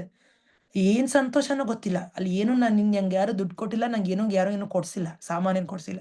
ಆದ್ರೂ ಏನೋ ಒಂದು ಸಂತೋಷ, ಒಂದು ಆನಂದ. ನನ್ನ ಮಗನ ಸ್ಕೂಲ್ ಡ್ರಾಪ್ ಮಾಡ್ಬೇಕಾದ್ರೆ ನಾನು ಗಾಡಿದಲ್ಲಿ ಹಾಡು ಹೇಳ್ಕೊಂಡು ಹಿಂಗೆ ಅನ್ಕೊಂಡು ನಾನು ಡ್ರಾಪ್ ಮಾಡ್ತಾ ಇದ್ದೆ. ನನಗೆ ಅಷ್ಟು ಖುಷಿ ಬರ್ತಿದೆ. ಎಷ್ಟು ಎಷ್ಟು ದಿನ ಇತ್ತು ಅದು. ಸೊ ಆ ಥರ ತುಂಬಾ ಆ ವೃಂದಾವನ ಜಾಗಕ್ಕೆ ಹೋಗಿ ಬಂದ್ರೇನೆ ಒಂದು ಸಂತೋಷ, ಒಂದು ತೃಪ್ತಿ. ಯಾಕಂದ್ರೆ ಅಲ್ಲಿ ಎಲ್ಲ ಲೀಲೆ ನಡೆದಿರೋಂಥ ಜಾಗ. ಆಧ್ಯಾತ್ಮಿಕ ಪ್ರಪಂಚ ಅದು. ಅದನ್ನ ಭೌತಿಕ ದೃಷ್ಟಿಕೋನದಿಂದ ನೋಡಂಗೆ ಆಗಲ್ಲ. ಅದು ನಾವು ಭಕ್ತರ ಹತ್ರ ಹೋದ ಎಸ್ಪೆಷಲಿ ಭಕ್ತಾದಿಗಳ ಜೊತೆ ಹೋದಾಗ ಆ ದೃಷ್ಟಿಕೋನನೇ ಬದಲಾಗ್ಬಿಡತ್ತೆ. ನಾನು ಫಸ್ಟ್ ಟೈಮ್ ಹೋಗಿದ್ದು ನಮ್ಮ ನಮ್ಮ ಮೆಂಟರ್ ಅನಾದಿ ಜಗನ್ನಾಥ್ ಪ್ರಭು ಮತ್ತೆ ಅವ್ರ ಫ್ಯಾಮಿಲಿ ಮತ್ತೆ ಇನ್ನೂ ಎಷ್ಟು ಜನ ಡಿವೋಟೀಸ್, ಅಡ್ವಾನ್ಸ್ ಡಿವೋಟೀಸ್, ಯಾರು ದೊಡ್ಡವರೆಲ್ಲ ಬಂದಿದ್ರು. ಅವಾಗ ಫಸ್ಟ್ ಹಾಗಾದ್ರೆ ನಾವಿನ್ನೂ ಬಚ್ಚಾಸ್ ಅವಾಗ ನಮ್ಗೇನು ಗೊತ್ತೂ ಇರಲಿಲ್ಲ, ನಂಗಂತೂ ಎಸ್ಪೆಷಲಿ. ಅವಾಗ ಅವ್ರು ಹೇಳಿದಾಗ ಎಷ್ಟೆಲ್ಲ ಗೈಡ್ ಮಾಡ್ತಾ ಇದ್ರು. ಇಲ್ಲ, ಇದು ಭೂಮಿ ಅಂದ್ರೆ ಈ ತರ, ಇಲ್ಲಿ ಭಗವಂತ ಲೀಲೆ ಮಾಡಿದಾನೆ, ನಮಸ್ಕಾರ ಮಾಡ್ಕೋಬೇಕು, ಈ ಧೂಳು ನಮ್ಮ ತಲೆ ಮೇಲೆ ಹಾಕೋಬೇಕು ಇದೆಲ್ಲ ಹೇಳಿದಾಗ ಎಷ್ಟು ಆ ಲೀಲೆಗಳು ಕೇಳಿದಾಗ, ಆ ಜಾಗಗಳು ನೋಡಿದಾಗ ಪಾ, ಇನ್ನೂ ಈ ಭೂಮಿ ಮೇಲೆ ನೋಡಕ್ ನಮ್ಗೆ ಇದೆಲ್ಲ ಅವಕಾಶ ಇದೆಯಾ ಅಂದ್ರೆ ಎಷ್ಟು ಪುಣ್ಯ ಮಾಡಿದ್ರೆ ನಾವ್ ಇದು ನೋಡಕ್ಕಾಗತ್ತೆ ಅಲ್ವಾ? ಪುಣ್ಯ ಇಲ್ಲ ಅಂದ್ರೆ ನಾವು ನೋಡಕ್ಕಾಗತ್ತ ಇಂಥ ಜಾಗಗಳು? ಏನಿದೆ ನಾವು ಮಾಲು, ಬಟ್ಟೆ ಬರೆ ತಗೊಂತಾನೆ ಇರ್ತಿದ್ರಲ್ಲಿ ಈ ಸಂತೋಷ ಸಿಗತ್ತ? ಈ ಫಲಿತ ಇರಲ್ಲ ಅಲ್ವಾ? ಇದು ಭಗವಂತನ ಧಾಮ ಅಂತಿರೋದಿಲ್ಲಿ ವೃಂದಾವನ ಅನ್ನೋ ಜಾಗದಲ್ಲಿ. ಇದು ಮಥುರಾ ಡಿಸ್ಟ್ರಿಕ್ಟ್ ಅಲ್ಲಿ ಬರುತ್ತೆ ಇದು. ಓಕೆ, ಸೊ ಎಲ್ಲರೂ ಜೀವನದಲ್ಲಿ ಒಂದ್ಸರಿ ಯಾರು ವೃಂದಾವನಕ್ಕೆ ಹೋಗಿ ಬರ್ಬೇಕು. ಅದು ಎಸ್ಪೆಷಲಿ ಭಕ್ತಾದಿಗಳ ಜೊತೆ. ಭಕ್ತರ ಜೊತೆ ಏನೇ ಮಾಡಿದ್ರು ಅದಕ್ಕೊಂದು ಬೆಲೆ ಇದೆ, ಒಂದು ವೇಟ್ ಇದೆ, ಅದಕ್ಕೊಂದು ಅರ್ಥ ಇದೆ. ನಾವಾಗೆ ಹೋಗಿ ಬಂದ್ರೆ ನಮ್ಗೇನು ಅರ್ಥ ಆಗಲ್ಲ. ನಮ್ ಕಣ್ಣಿಗೆ ಏನ್ ಅರ್ಥ ಆಗತ್ತೆ, ನಮ್ ಬುದ್ಧಿಗೆ ಏನ್ ಅರ್ಥ ಆಗತ್ತೆ, ನಮ್ಗೇನು ಗೊತ್ತಾಗಲ್ಲ. ಡಿವೋಟೀಸ್ ಜೊತೆ ಹೋದ್ರಾಗ ಅದು ಮೂಡೇ ಬೇರೆ ಇರುತ್ತೆ. ಆ ಸ್ಪಿರಿಚುವಲ್ ಅಟ್ಮಾಸ್ಫಿಯರ್ ಇದ್ರೆ ತುಂಬಾ ಖುಷಿ ಆಗತ್ತೆ, ತುಂಬಾ ಆನಂದ ಸಿಗತ್ತೆ. ಸೊ ಎಲ್ಲರೂ ಪ್ರಯತ್ನ ಮಾಡ್ಬೇಕು ಹೋಗೋದಿಕ್ಕೆ. ಓಕೆನಾ? 22ನೇ ಶ್ಲೋಕ. ಪುರುಷ ಸಪರ ಪಾರ್ಥ ಭಕ್ತ್ಯಾ ಲಭ್ಯಸ್ತ್ವನನ್ಯಯ ಯಸ್ಯಂತಸ್ಥಾನಿ ಭೂತಾನಿ ಯೇನ ಸರ್ವಂ ಇದಂ ತತಂ. ಅನುವಾದ ಇರುತ್ತೀರಾ? ಹರೇ ಕೃಷ್ಣ ಮಾತಾಜಿ, ನಾನು ಓದ್ತೀನಿ. ಹರೇ ಕೃಷ್ಣ. ಶೀಲ ಪ್ರಭುಪಾದ್ ಕಿ ಜೈ. ಎಲ್ಲರಿಗಿಂತ ಶ್ರೇಷ್ಠನಾದ ದೇವೋತ್ತಮ ಪರಮಪುರುಷನನ್ನು ಪರಿಶುದ್ಧ ಭಕ್ತಿಯಿಂದ ಪಡೆಯಬಹುದು. ತನ್ನ ನಿವಾಸದಲ್ಲಿದ್ದರೂ ಆತನು ಸರ್ವಾಂತರ್ಯಾಮಿ ಮತ್ತು ಎಲ್ಲವೂ ಆತನ ಒಳಗೆ ಇದೆ. ಹರೇ ಕೃಷ್ಣ ಮಾತಾಜಿ. ಭಾವಾರ್ಥ ಓದ್ಬೇಕಾ ಮಾತಾಜಿ? ಭಾವಾರ್ಥ ಓದಿ ಮಾತಾಜಿ, ಒಂದ್ಸರಿ ಓದಿದ್ದು ಚೆನ್ನಾಗಿ, ಒಳ್ಳೆ ಭಾವಾರ್ಥ. ಭಾವಾರ್ಥ. ಸೇರಿದ ನಂತರ ಹಿಂದಿರುಗಿ ಬಾರದ ಪರಮ ಗುರಿಯು ಪರಮ ಪುರುಷನಾದ ಕೃಷ್ಣನ ನಿವಾಸವೇ ಎಂದು ಇಲ್ಲಿ ಸ್ಪಷ್ಟವಾಗಿ ಹೇಳಿದೆ. ಬ್ರಹ್ಮ ಸಂಹಿತೆಯು ಈ ಪರಮ ನಿವಾಸವನ್ನು ಆನಂದ ಚಿನ್ಮಯ ರಸ, ಎಲ್ಲವೂ ದಿವ್ಯಾನಂದದಿಂದ ತುಂಬಿರುವ ಸ್ಥಳ ಎಂದು ವರ್ಣಿಸಿದೆ. ಅಲ್ಲಿ ಪ್ರಕಟವಾಗುವ ವೈವಿಧ್ಯವೆಲ್ಲ ದಿವ್ಯಾನಂದದ ಗುಣವನ್ನೇ ಹೊಂದಿವೆ. ಐಹಿಕವಾದದ್ದು ಅಲ್ಲಿ ಏನೂ ಇಲ್ಲ. ಆ ವೈವಿಧ್ಯವು ಸ್ವತಃ ಪರಮದೇವನ ಆಧ್ಯಾತ್ಮಿಕ ವಿಸ್ತರಣೆಯಾಗಿದೆ. ಏಕೆಂದರೆ 7ನೇ ಅಧ್ಯಾಯವೇ ಹೇಳಿದಂತೆ ಅಲ್ಲಿ ಅಭಿವ್ಯಕ್ತಿಯು ಸಂಪೂರ್ಣವಾಗಿ ಆಧ್ಯಾತ್ಮಿಕ ಶಕ್ತಿಯದು. ಐಹಿಕ ಜಗತ್ತಿನ ಮಟ್ಟಿಗೆ ಪ್ರಭುವು ಸದಾ ತನ್ನ ಪರಮ ನಿವಾಸದಲ್ಲಿಯೇ ಇದ್ದರೂ ತನ್ನ ಐಹಿಕ ಶಕ್ತಿಯಿಂದ ಆತನು ಸರ್ವಾಂತರ್ಯಾಮಿ. ಆದುದರಿಂದ ತನ್ನ ಆಧ್ಯಾತ್ಮಿಕ ಮತ್ತು ಐಹಿಕ ಶಕ್ತಿಗಳಿಂದ ಆತನು ಎಲ್ಲೆಲ್ಲಿಯೂ ಇದ್ದಾನೆ. ಐಹಿಕ ಜಗತ್ತು ಮತ್ತು ಆಧ್ಯಾತ್ಮಿಕ ಜಗತ್ತು ಎರಡರಲ್ಲಿಯೂ ಇದ್ದಾನೆ. ಯಸ್ಯಾಂಸ್ಥಾನಿ ಎಂದರೆ ಎಲ್ಲವನ್ನೂ ಆತನು ತನ್ನೊಳಗೆ ತನ್ನ ಆಧ್ಯಾತ್ಮಿಕ ಶಕ್ತಿಯಲ್ಲೋ ಅಥವಾ ಐಹಿಕ ಶಕ್ತಿಯಲ್ಲೋ ಪೋಷಿಸುತ್ತಾನೆ ಎಂದರ್ಥ. ಈ ಎರಡು ಶಕ್ತಿಗಳಿಂದಾಗಿ ಭಗವಂತನು ಎಲ್ಲೆಲ್ಲೂ ವ್ಯಾಪಿಸಿದ್ದಾನೆ. ಇಲ್ಲಿ ಭಕ್ತ್ಯ ಎಂಬ ಪದವು ಸ್ಪಷ್ಟವಾಗಿ ಸೂಚಿಸುವಂತೆ ಕೃಷ್ಣನ ಪರಮ ನಿವಾಸವನ್ನು ಅಥವಾ ಅಸಂಖ್ಯಾತ ವೈಕುಂಠ ಲೋಕಗಳನ್ನು ಭಕ್ತಿಯಿಂದ ಮಾತ್ರ ಪ್ರವೇಶಿಸಲು ಸಾಧ್ಯ. ಆ ಪರಮ ನಿವಾಸವನ್ನು ಸೇರಲು ಬೇರಾವ ಮಾರ್ಗವೂ ಇಲ್ಲ. ವೇದಗಳು ಸಹ ಗೋಪಾಲ ತಾನತಿ ಉಪನಿಷತ್ತು 1:21 ಪರಮ ನಿವಾಸವನ್ನು, ದೇವೋತ್ತಮ ಪರಮ ಪುರುಷನನ್ನು ವರ್ಣಿಸುತ್ತವೆ. ಏಕೋ ವಶಿ ಸರ್ವಗಃ ಕೃಷ್ಣಃ. ಆ ನಿವಾಸದಲ್ಲಿ ಒಬ್ಬನೇ ದೇವೋತ್ತಮ ಪುರುಷನಿದ್ದಾನೆ. ಅವನ ಹೆಸರು ಕೃಷ್ಣ. ಅವನು ಪರಮ ದಯಾಪರ. ಭಗವಂತನು ಅಲ್ಲಿ ಏಕವಾಗಿ ವಾಸಿಸುತ್ತಿದ್ದರೂ ತನ್ನನ್ನು ಲಕ್ಷ ಲಕ್ಷ ಸಂಪೂರ್ಣ ವಿಸ್ತರಣೆಗಳನ್ನಾಗಿ ವಿಸ್ತರಿಸಿಕೊಂಡಿದ್ದಾನೆ. ವೇದಗಳು ಪ್ರಭುವನ್ನು ಒಂದೆಡೆಯೇ ಇದ್ದರೂ ಹಲವು ಬಗೆಗಳ ಫಲಪುಷ್ಪಗಳಿಂದ ತುಂಬಿ ಎಲೆಗಳನ್ನು ಬದಲಾಯಿಸುವ ವೃಕ್ಷಕ್ಕೆ ಹೋಲಿಸುತ್ತವೆ. ವೈಕುಂಠ ಲೋಕಗಳ ಅಧಿಪತಿಗಳಾಗಿರುವ ಭಗವಂತನ ಸ್ವಾಂಶ ವಿಸ್ತರಣೆಗಳು ಚತುರ್ಭುಜರು ಮತ್ತು ಅವರಿಗೆ ವಿವಿಧ ಹೆಸರುಗಳಿವೆ. ಪುರುಷೋತ್ತಮ, ತ್ರಿವಿಕ್ರಮ, ಕೇಶವ, ಮಾಧವ, ಅನಿರುದ್ಧ, ಋಷಿಕೇಶ, ಸಂಕರ್ಷಣ, ಪ್ರದ್ಯುಮ್ನ, ಶ್ರೀಧರ, ವಾಸುದೇವ, ದಾಮೋದರ, ಜನಾರ್ದನ, ನಾರಾಯಣ, ವಾಮನ, ಪದ್ಮನಾಭ ಇತ್ಯಾದಿ. ಪ್ರಭುವು ಯಾವಾಗಲೂ ಪರಮ ನಿವಾಸವಾದ ಗೋಲೋಕ ವೃಂದಾವನದಲ್ಲಿಯೇ ಇದ್ದರೂ ಎಲ್ಲವೂ ಯೋಗ್ಯ ರೀತಿಯಲ್ಲಿ ನಡೆದುಕೊಂಡು ಹೋಗುವಂತೆ ಆತನು ಸರ್ವವ್ಯಾಪಿಯಾಗಿದ್ದಾನೆ. ಗೋಲೋಕ ಏವ ನಿವಸತಿ ಅಖಿಲಾತ್ಮಭೂತಃ ಎಂದು ಬ್ರಹ್ಮ ಸಂಹಿತೆಯು 5.37 ದೃಢಪಡಿಸುತ್ತದೆ. ವೇದಗಳಲ್ಲಿ ಶ್ವೇತಾಶ್ವರದ ಉಪನಿಷತ್ತು 6.8 ಹೇಳಿರುವಂತೆ ಪರಸ್ಯ ಶಕ್ತಿರ್ ವಿವಿಧೈವ ಶ್ರೂಯತೆ ಸ್ವಾಭಾವಿಕಿ ಜ್ಞಾನಬಲ ಕ್ರಿಯಾಚ. ಆತನ ಶಕ್ತಿಗಳು ಎಷ್ಟು ವಿಸ್ತಾರ ಎಂದರೆ ಪರಮಪ್ರಭು ಬಹುದೂರ ಇದ್ದರೂ ವಿಶ್ವದ ಅಭಿವ್ಯಕ್ತಿಯು ಒಂದೇ ಒಂದು ಕುಂದು ಇಲ್ಲದಂತೆ ಆ ಶಕ್ತಿಗಳು ವ್ಯವಸ್ಥಿತವಾಗಿ ಎಲ್ಲವನ್ನೂ ನಿರ್ವಹಿಸುತ್ತವೆ. ಹರೇ ಕೃಷ್ಣ ಮಾತಾಜಿ, ಧನ್ಯವಾದ ಮಾತಾಜಿ. ನೋಡಿದ್ವಲ್ಲ ಯಾವ ರೀತಿ ಕೃಷ್ಣ ಅವನ ಧಾಮದಲ್ಲೇ ಇದ್ಕೊಂಡು ಅವನ್ ಎಲ್ಲ ನಡೆಸ್ತಾ ಇದ್ದಾನೆ ಅಲ್ವಾ. ಅವನ ಶಕ್ತಿಯ ಮುಖಾಂತರ ಎಲ್ಲ ಕಾರ್ಯಗಳು ನಡೆಸ್ತಾ ಇರತ್ತೆ. ಈ ಭೌತಿಕ ಪ್ರಪಂಚ ಏನು ತಪ್ಪಿಲ್ದೆ ಅಲ್ವಾ. ಯಾವ ದಿವ್ಸನೂ ಸೂರ್ಯೋದಯ ಸೂರ್ಯಾಸ್ತ ಆಗದೆ ಇರತ್ತ? ಒಂದ್ ದಿವ್ಸನೂ ಆತರ ಇಲ್ಲ. ಯಾವ್ದಾರ ಒಂದ್ ದಿವಸ ಸೂರ್ಯ ಬರ್ಲಪ್ಪ ಅಂತೀವ ನಾವು? ಸಾಧ್ಯ ಇದೆಯಾ? ಇಲ್ಲ ಅಲ್ವಾ. ಯಾವುದು ತಪ್ಪಿಲ್ದೆ, ಯಾವುದು ಮಿಸ್ಟೇಕ್ ಇಲ್ಲದೆ 100% ಕರೆಕ್ಟಾಗಿ ನಡೀತಾ ಇರೋದು ಭಗವಂತನ ಒಂದು ಶಕ್ತಿಯ ಮುಖಾಂತರ. ಅದಕ್ಕೆ ಹೇಳ್ತಾ ಇರೋದು ಗೋಲೋಕ ಏವ ನಿವಸತಿ ಅಖಿಲಾತ್ಮ ಭೂತ. ಗೋಲೋಕದಲ್ಲಿ ಇದ್ದಾನೆ ಅವನು, ಅವನ್ ಧಾಮದಲ್ಲಿ ಅವನಿದ್ದಾನೆ, ಅವನ ಮನೇಲಿ ಅವನಿದ್ದಾನೆ. ಜೊತೆಗೆ ಅವನು ಅಖಿಲ ಇಡೀ ಪ್ರಪಂಚದಲ್ಲೂ ಅವನ ಶಕ್ತಿಯ ಒಂದು ಸಹಾಯದಿಂದ ಇಡೀ ಪ್ರಪಂಚ ನಡೆಸ್ತಾ ಇದ್ದಾನೆ. ಅವನು ಭೌತಿಕ ಲೋಕ, ಆಧ್ಯಾತ್ಮಿಕ ಲೋಕ ಎಲ್ಲ ಅವನ ಶಕ್ತಿಯಿಂದ ನಿಂತಿರೋದು, ಎಲ್ಲ ಅವನ ಒಂದು ಎನರ್ಜಿ ಮೇಲೆ ನಿಂತಿರೋದು. ಹಾಗಾಗಿ ಭಗವಂತನ ಧಾಮಕ್ಕೆ ನಾವೆಲ್ಲರೂ ಹೋಗ್ಬೇಕು ಅಂದ್ರೆ ಕೇವಲ ಅವನ ಭಕ್ತಿಯ ಮುಖಾಂತರದಿಂದ ಮಾತ್ರ ಸಾಧ್ಯ. ಅದಕ್ಕೆ ಇಲ್ಲಿ ಭಕ್ತಿಯ ಅಂತಿರೋದು. ಭಕ್ತಿಯಿಂದ ಮಾತ್ರ ಭಗವಂತನ ನಾವು ಅರಿತ್ಕೋಬಹುದು, ಭಗವಂತನ ಧಾಮಕ್ಕೆ ನಾವು ಸೇರ್ಬಹುದು. ಓಕೆನಾ? ಇಲ್ಲ ಅಂದ್ರೆ ಅದು ಸಾಧ್ಯ ಇಲ್ಲ. ಬೇರೆ ಯಾವುದೇ ಮಾರ್ಗ ತಗೊಳ್ಳಿ, ಬೇರೆ ಎಲ್ಲಾ ಮಾರ್ಗದಲ್ಲೂ ಭೌತಿಕದ ಒಂದು ಅಂಶ ಇರತ್ತೆ, ಭೌತಿಕದ ಒಂದು ಕೋರಿಕೆ ಇರತ್ತೆ. ಪೂರ್ತಿ ಆಧ್ಯಾತ್ಮಿಕ ಅಲ್ಲ ಅದು, ಪೂರ್ತಿ ಪರ್ಫೆಕ್ಟ್ ಅಲ್ಲ ಅದು ಮಾರ್ಗ. ಆದ್ರೆ ಭಕ್ತಿ ಯೋಗ ಮಾತ್ರ ಪರ್ಫೆಕ್ಟ್. ಅದು ಕೇವಲ ಅನನ್ಯ ಭಕ್ತಿ, ಕೃಷ್ಣನ ಅನನ್ಯ ಭಕ್ತಿ ಇರೋದ್ರಿಂದ ಅದು ನಮ್ಗೆ ಡೈರೆಕ್ಟ್ ಭಗವಂತನ ಧಾಮ ಕರ್ಕೊಂಡು ಹೋಗುತ್ತೆ. ಬಾಕಿದಲ್ಲೆಲ್ಲ ಮಿಶ್ರಣ ಇರುತ್ತೆ, ಬಾಕಿದಲ್ಲೆಲ್ಲ ನಮ್ಮ ಕೋರಿಕೆಗಳು ಸೇರಿರುತ್ತೆ. ಹಾಗಾಗಿ ಅದು ಸಾಕಾಗಲ್ಲ, ಭಗವಂತನ ಧಾಮ ಇರ್ಲಿಕ್ಕೆ ಅದು ನಮ್ಗೆ ಸಾಕಾಗಲ್ಲ, ನಮ್ಗೆ ಪ್ಯೂರಿಫೈ ಆಗಲ್ಲ ಅದು. ಓಕೆನಾ? ಅದಕ್ಕೆ ಕೃಷ್ಣ ಹೇಳ್ತಾ ಇರೋದು ಇಲ್ಲಿ ಅವನ ಒಂದು ಭಕ್ತಿ ಮುಖಾಂತರದಿಂದ ಮಾತ್ರ ಅವನ ಧಾಮಕ್ಕೆ ನಾವು ಹೋಗ್ಲಿಕ್ಕೆ ಸಾಧ್ಯ. ಓಕೆನಾ? ಅದು ವಿಷಯ. ಇಲ್ಲಿ ನೋಡಿ ಎಲ್ಲ 12 ಹೆಸರುಗಳು ಹೇಳಿದಾರಲ್ವಾ. ಏನದು ಕೇಶವಾಯನ್ ಮಹಾ. ನಾವು ತಿಲಕ ಕೂಡ ಹಚ್ಬೇಕಾದ್ರೆ 12 ಜಾಗದಲ್ಲಿ ಹಚ್ಕೋತೀವಿ, ಗೊತ್ತಾ ಇಲ್ಲ? ಡಿವೋಟಿಸಿ ಕೇಶವಾಯನ್ ಮಹಾ, ನಾರಾಯಣನ್ ಮಹಾ, ಮಾಧವಾಯನ್ ಮಹಾ, ಗೋವಿಂದಾಯನ್ ಮಹಾ, ವಿಷ್ಣವೇ ನಮಃ, ಮಧುಸೂದನಾಯನ್ ಮಹಾ, ತ್ರಿವಿಕ್ರಮಾಯನ್ ಮಹಾ, ವಾಮನಾಯನ್ ಮಹಾ, ಶ್ರೀಧರಾಯನ್ ಮಹಾ, ಋಷಿಕೇಶಾಯನ್ ಮಹಾ, ಪದ್ಮನಾಭಾಯನ್ ಮಹಾ, ವಾಸುದೇವಾಯನ್. ಇದೆಲ್ಲ ನಾಮಗಳು ಹೇಳ್ಕೊಂಡು ನಾವು ತಿಲಕ ಇಟ್ಕೊಂಡ್ರೆ ನಮ್ಮ ಶರೀರನೇ ಒಂದು ಮಂದಿರ ಅಲ್ವಾ. ಯಾಕಂದ್ರೆ ಶರೀರ ಆಧ್ಯಾತ್ಮಿಕ ಕಾರ್ಯಗಳಿಗೆ ನಾವು ಬಳಸ್ತಾ ಇರೋದು. ಸೊ ಭೌತಿಕ ಶರೀರ ಆಗಿದ್ರು ಕೂಡ ಇದು ಭಗವಂತ ನಾಮದಿಂದ ಇಟ್ಕೊಂಡಿದ ತಕ್ಷಣ ಏನಾಗತ್ತೆ, ಇದೇ ಒಂದು ಟೆಂಪಲ್ ಆಗತ್ತೆ. ಓಕೆನಾ? ಅವಾಗ ಈ ಶರೀರನಲ್ಲಿ ನೋಡ್ಕೊಂಡ್ರು ಅರ್ಥ ಇದೆ. ಅವಾಗ ಇಲ್ಲ ತಿಲಕ ಇಲ್ಲ ಅಂದ್ರೆ ಆ ಶರೀರಕ್ಕೆ ಏನಂತ ಕರೀತಾರೆ, ಅದೊಂದು ಚೈತನ್ಯ ಮಹಾಪ್ರಭು ನಿಮಾಯಿ ಪಂಡಿತ ಆಗಿದ್ದಾಗ, ಅಂದ್ರೆ ಅವ್ರು ಇನ್ನು ಚೈತನ್ಯ ಮಹಾಪ್ರಭು ಆಗಿಲ್ಲ, ಇನ್ನೂ ದೀಕ್ಷೆ ಆಗಿಲ್ಲ ಅವ್ರಿಗೆ.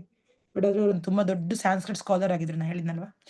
ಅವ್ರ ಕ್ಲಾಸ್ ನಡೆಸ್ಬೇಕಾದ್ರೆ ಎಲ್ಲ ಮಕ್ಕಳುಗಳು ಬರೋರು. ಸೊ ಯಾರು ತಿಲಕ ಇಲ್ಲ ಇಟ್ಕೊಳ್ದೇನೆ ಕ್ಲಾಸಿಗೆ ಬಂದಿದ್ರೆ ಬೈದ್ಬಿಟ್ಟು ವಾಪಸ್ ಕಳ್ಸೋರು. ಅವ್ರು ಮುಖ ನೋಡೋದಿಲ್ಲ ನಾನು ಅಂತ, ಹೋಗ್ಬಿಟ್ಟು ತಿಲಕ ಇಟ್ಕೊಂಡ್ ಬಾ ಅಂತ. ಮತ್ತೆ ಎಲ್ಲ ಹೋಗ್ಬಿಟ್ಟು ಕ್ಲಾಸ್ ಮನೆಗೆ ಹೋಗ್ಬಿಟ್ಟು ಎಲ್ಲ ತಿಲಕ ಇಟ್ಕೊಂಡ್ ಬರೋರು. ಬೆಳಗ್ಗೆ ಬೇಗ ಎದ್ದು ಅವ್ರ ಭಗವಂತ ವಿಗ್ರಹಗಳ ಸೇವೆ ಮಾಡ್ದೇನೆ ಹಂಗೆ ಬಂದಿದ್ರೆ ವಾಪಸ್ ಕಳ್ಸೋರು. ಬೆಳಗಾಗಿ ಎದ್ದು ವಿಗ್ರಹಗಳ ಸೇವೆ ಮಾಡ್ಕೊಂಡು ಈ ನಿಯಮಿತ ಕರ್ತವ್ಯ ಮುಗಿಸ್ಕೊಂಡು, ದೈನಂದಿನ ಕರ್ತವ್ಯ ಮುಗಿಸ್ಕೊಂಡು ಕ್ಲಾಸಿಗೆ ಬರ್ಬೇಕಂತ. ಅಷ್ಟು ಸ್ಟ್ರಿಕ್ಟ್ ಆಗಿದ್ರು ಚೈತನ್ಯ ಮಹಾಪ್ರಭು. ಅದು ವಿಷಯ. ಎಸ್, 23ನೇ ಶ್ಲೋಕ. ಯತ್ರ ಕಾಲೇ ತ್ವನ ನಾವೃತ್ತಿಂ ಆವೃತ್ತಿಂ ಚೈವ ಯೋಗಿನಃ ಪ್ರಯಾತಯಾಂತಿ ತಂ ಕಾಲಂ ವಕ್ಷ್ಯಾಮಿ ಭರತರ್ಷಭ. ಅನುವಾದ ಓದ್ತೀರಾ? ಹರೇ ಓದ್ಲಿ ಕೃಷ್ಣ. ಮಾತಾಜಿ.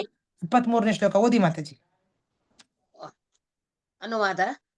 ಭರತ ವಂಶದಲ್ಲಿ ಶ್ರೇಷ್ಠನಾದ ಅರ್ಜುನನೇ, ಯೋಗಿಯು ಈ ಜಗತ್ತನ್ನು ಯಾವ ಸಮಯದಲ್ಲಿ ಬಿಟ್ಟರೆ ಹಿಂದಕ್ಕೆ ಬರುತ್ತಾನೆ ಅಥವಾ ಬರುವುದಿಲ್ಲ ಎನ್ನುವುದನ್ನು ಈಗ ವಿವರಿಸುತ್ತೇನೆ. ಭಾವಾರ್ಥ ಓದ್ಲಿರಿ ಮಾತಾಜಿ. ಭಾವಾರ್ಥ ಓದಿ ಮಾತಾಜಿ, ಓದಿ. ಓದ್ತೇನ್ರಿ. ಸಂಪೂರ್ಣವಾಗಿ ಭಗವಂತನಿಗೆ ಶರಣಾಗತರಾದ ಪರಮಪ್ರಭುವಿನ ಪರಿಶುದ್ಧ ಭಕ್ತರು ತಮ್ಮ ದೇಹವನ್ನು ಯಾವಾಗ ಹೇಗೆ ತ್ಯಜಿಸುತ್ತೇವೆ ಎಂದು ಚಿಂತಿಸುವುದೇ ಇಲ್ಲ. ಅವರು ಎಲ್ಲವನ್ನೂ ಕೃಷ್ಣನ ಕೈಗಳಿಗೆ ಒಪ್ಪಿಸಿದ್ದಾರೆ. ಆದುದರಿಂದ ಸುಲಭವಾಗಿ ಸಂತಸದಿಂದ ಭಗವದ್ಧಾಮಕ್ಕೆ ಹಿಂದಿರುಗುತ್ತಾರೆ. ಆದರೆ ಪರಿಶುದ್ಧ ಭಕ್ತರಾಗಿಲ್ಲದೆ ಕರ್ಮಯೋಗ, ಜ್ಞಾನಯೋಗ ಮತ್ತು ಹಠಯೋಗಗಳಂತಹ ಸಾಧುಗಳನ್ನು ಅವಲಂಬಿಸಿದವರು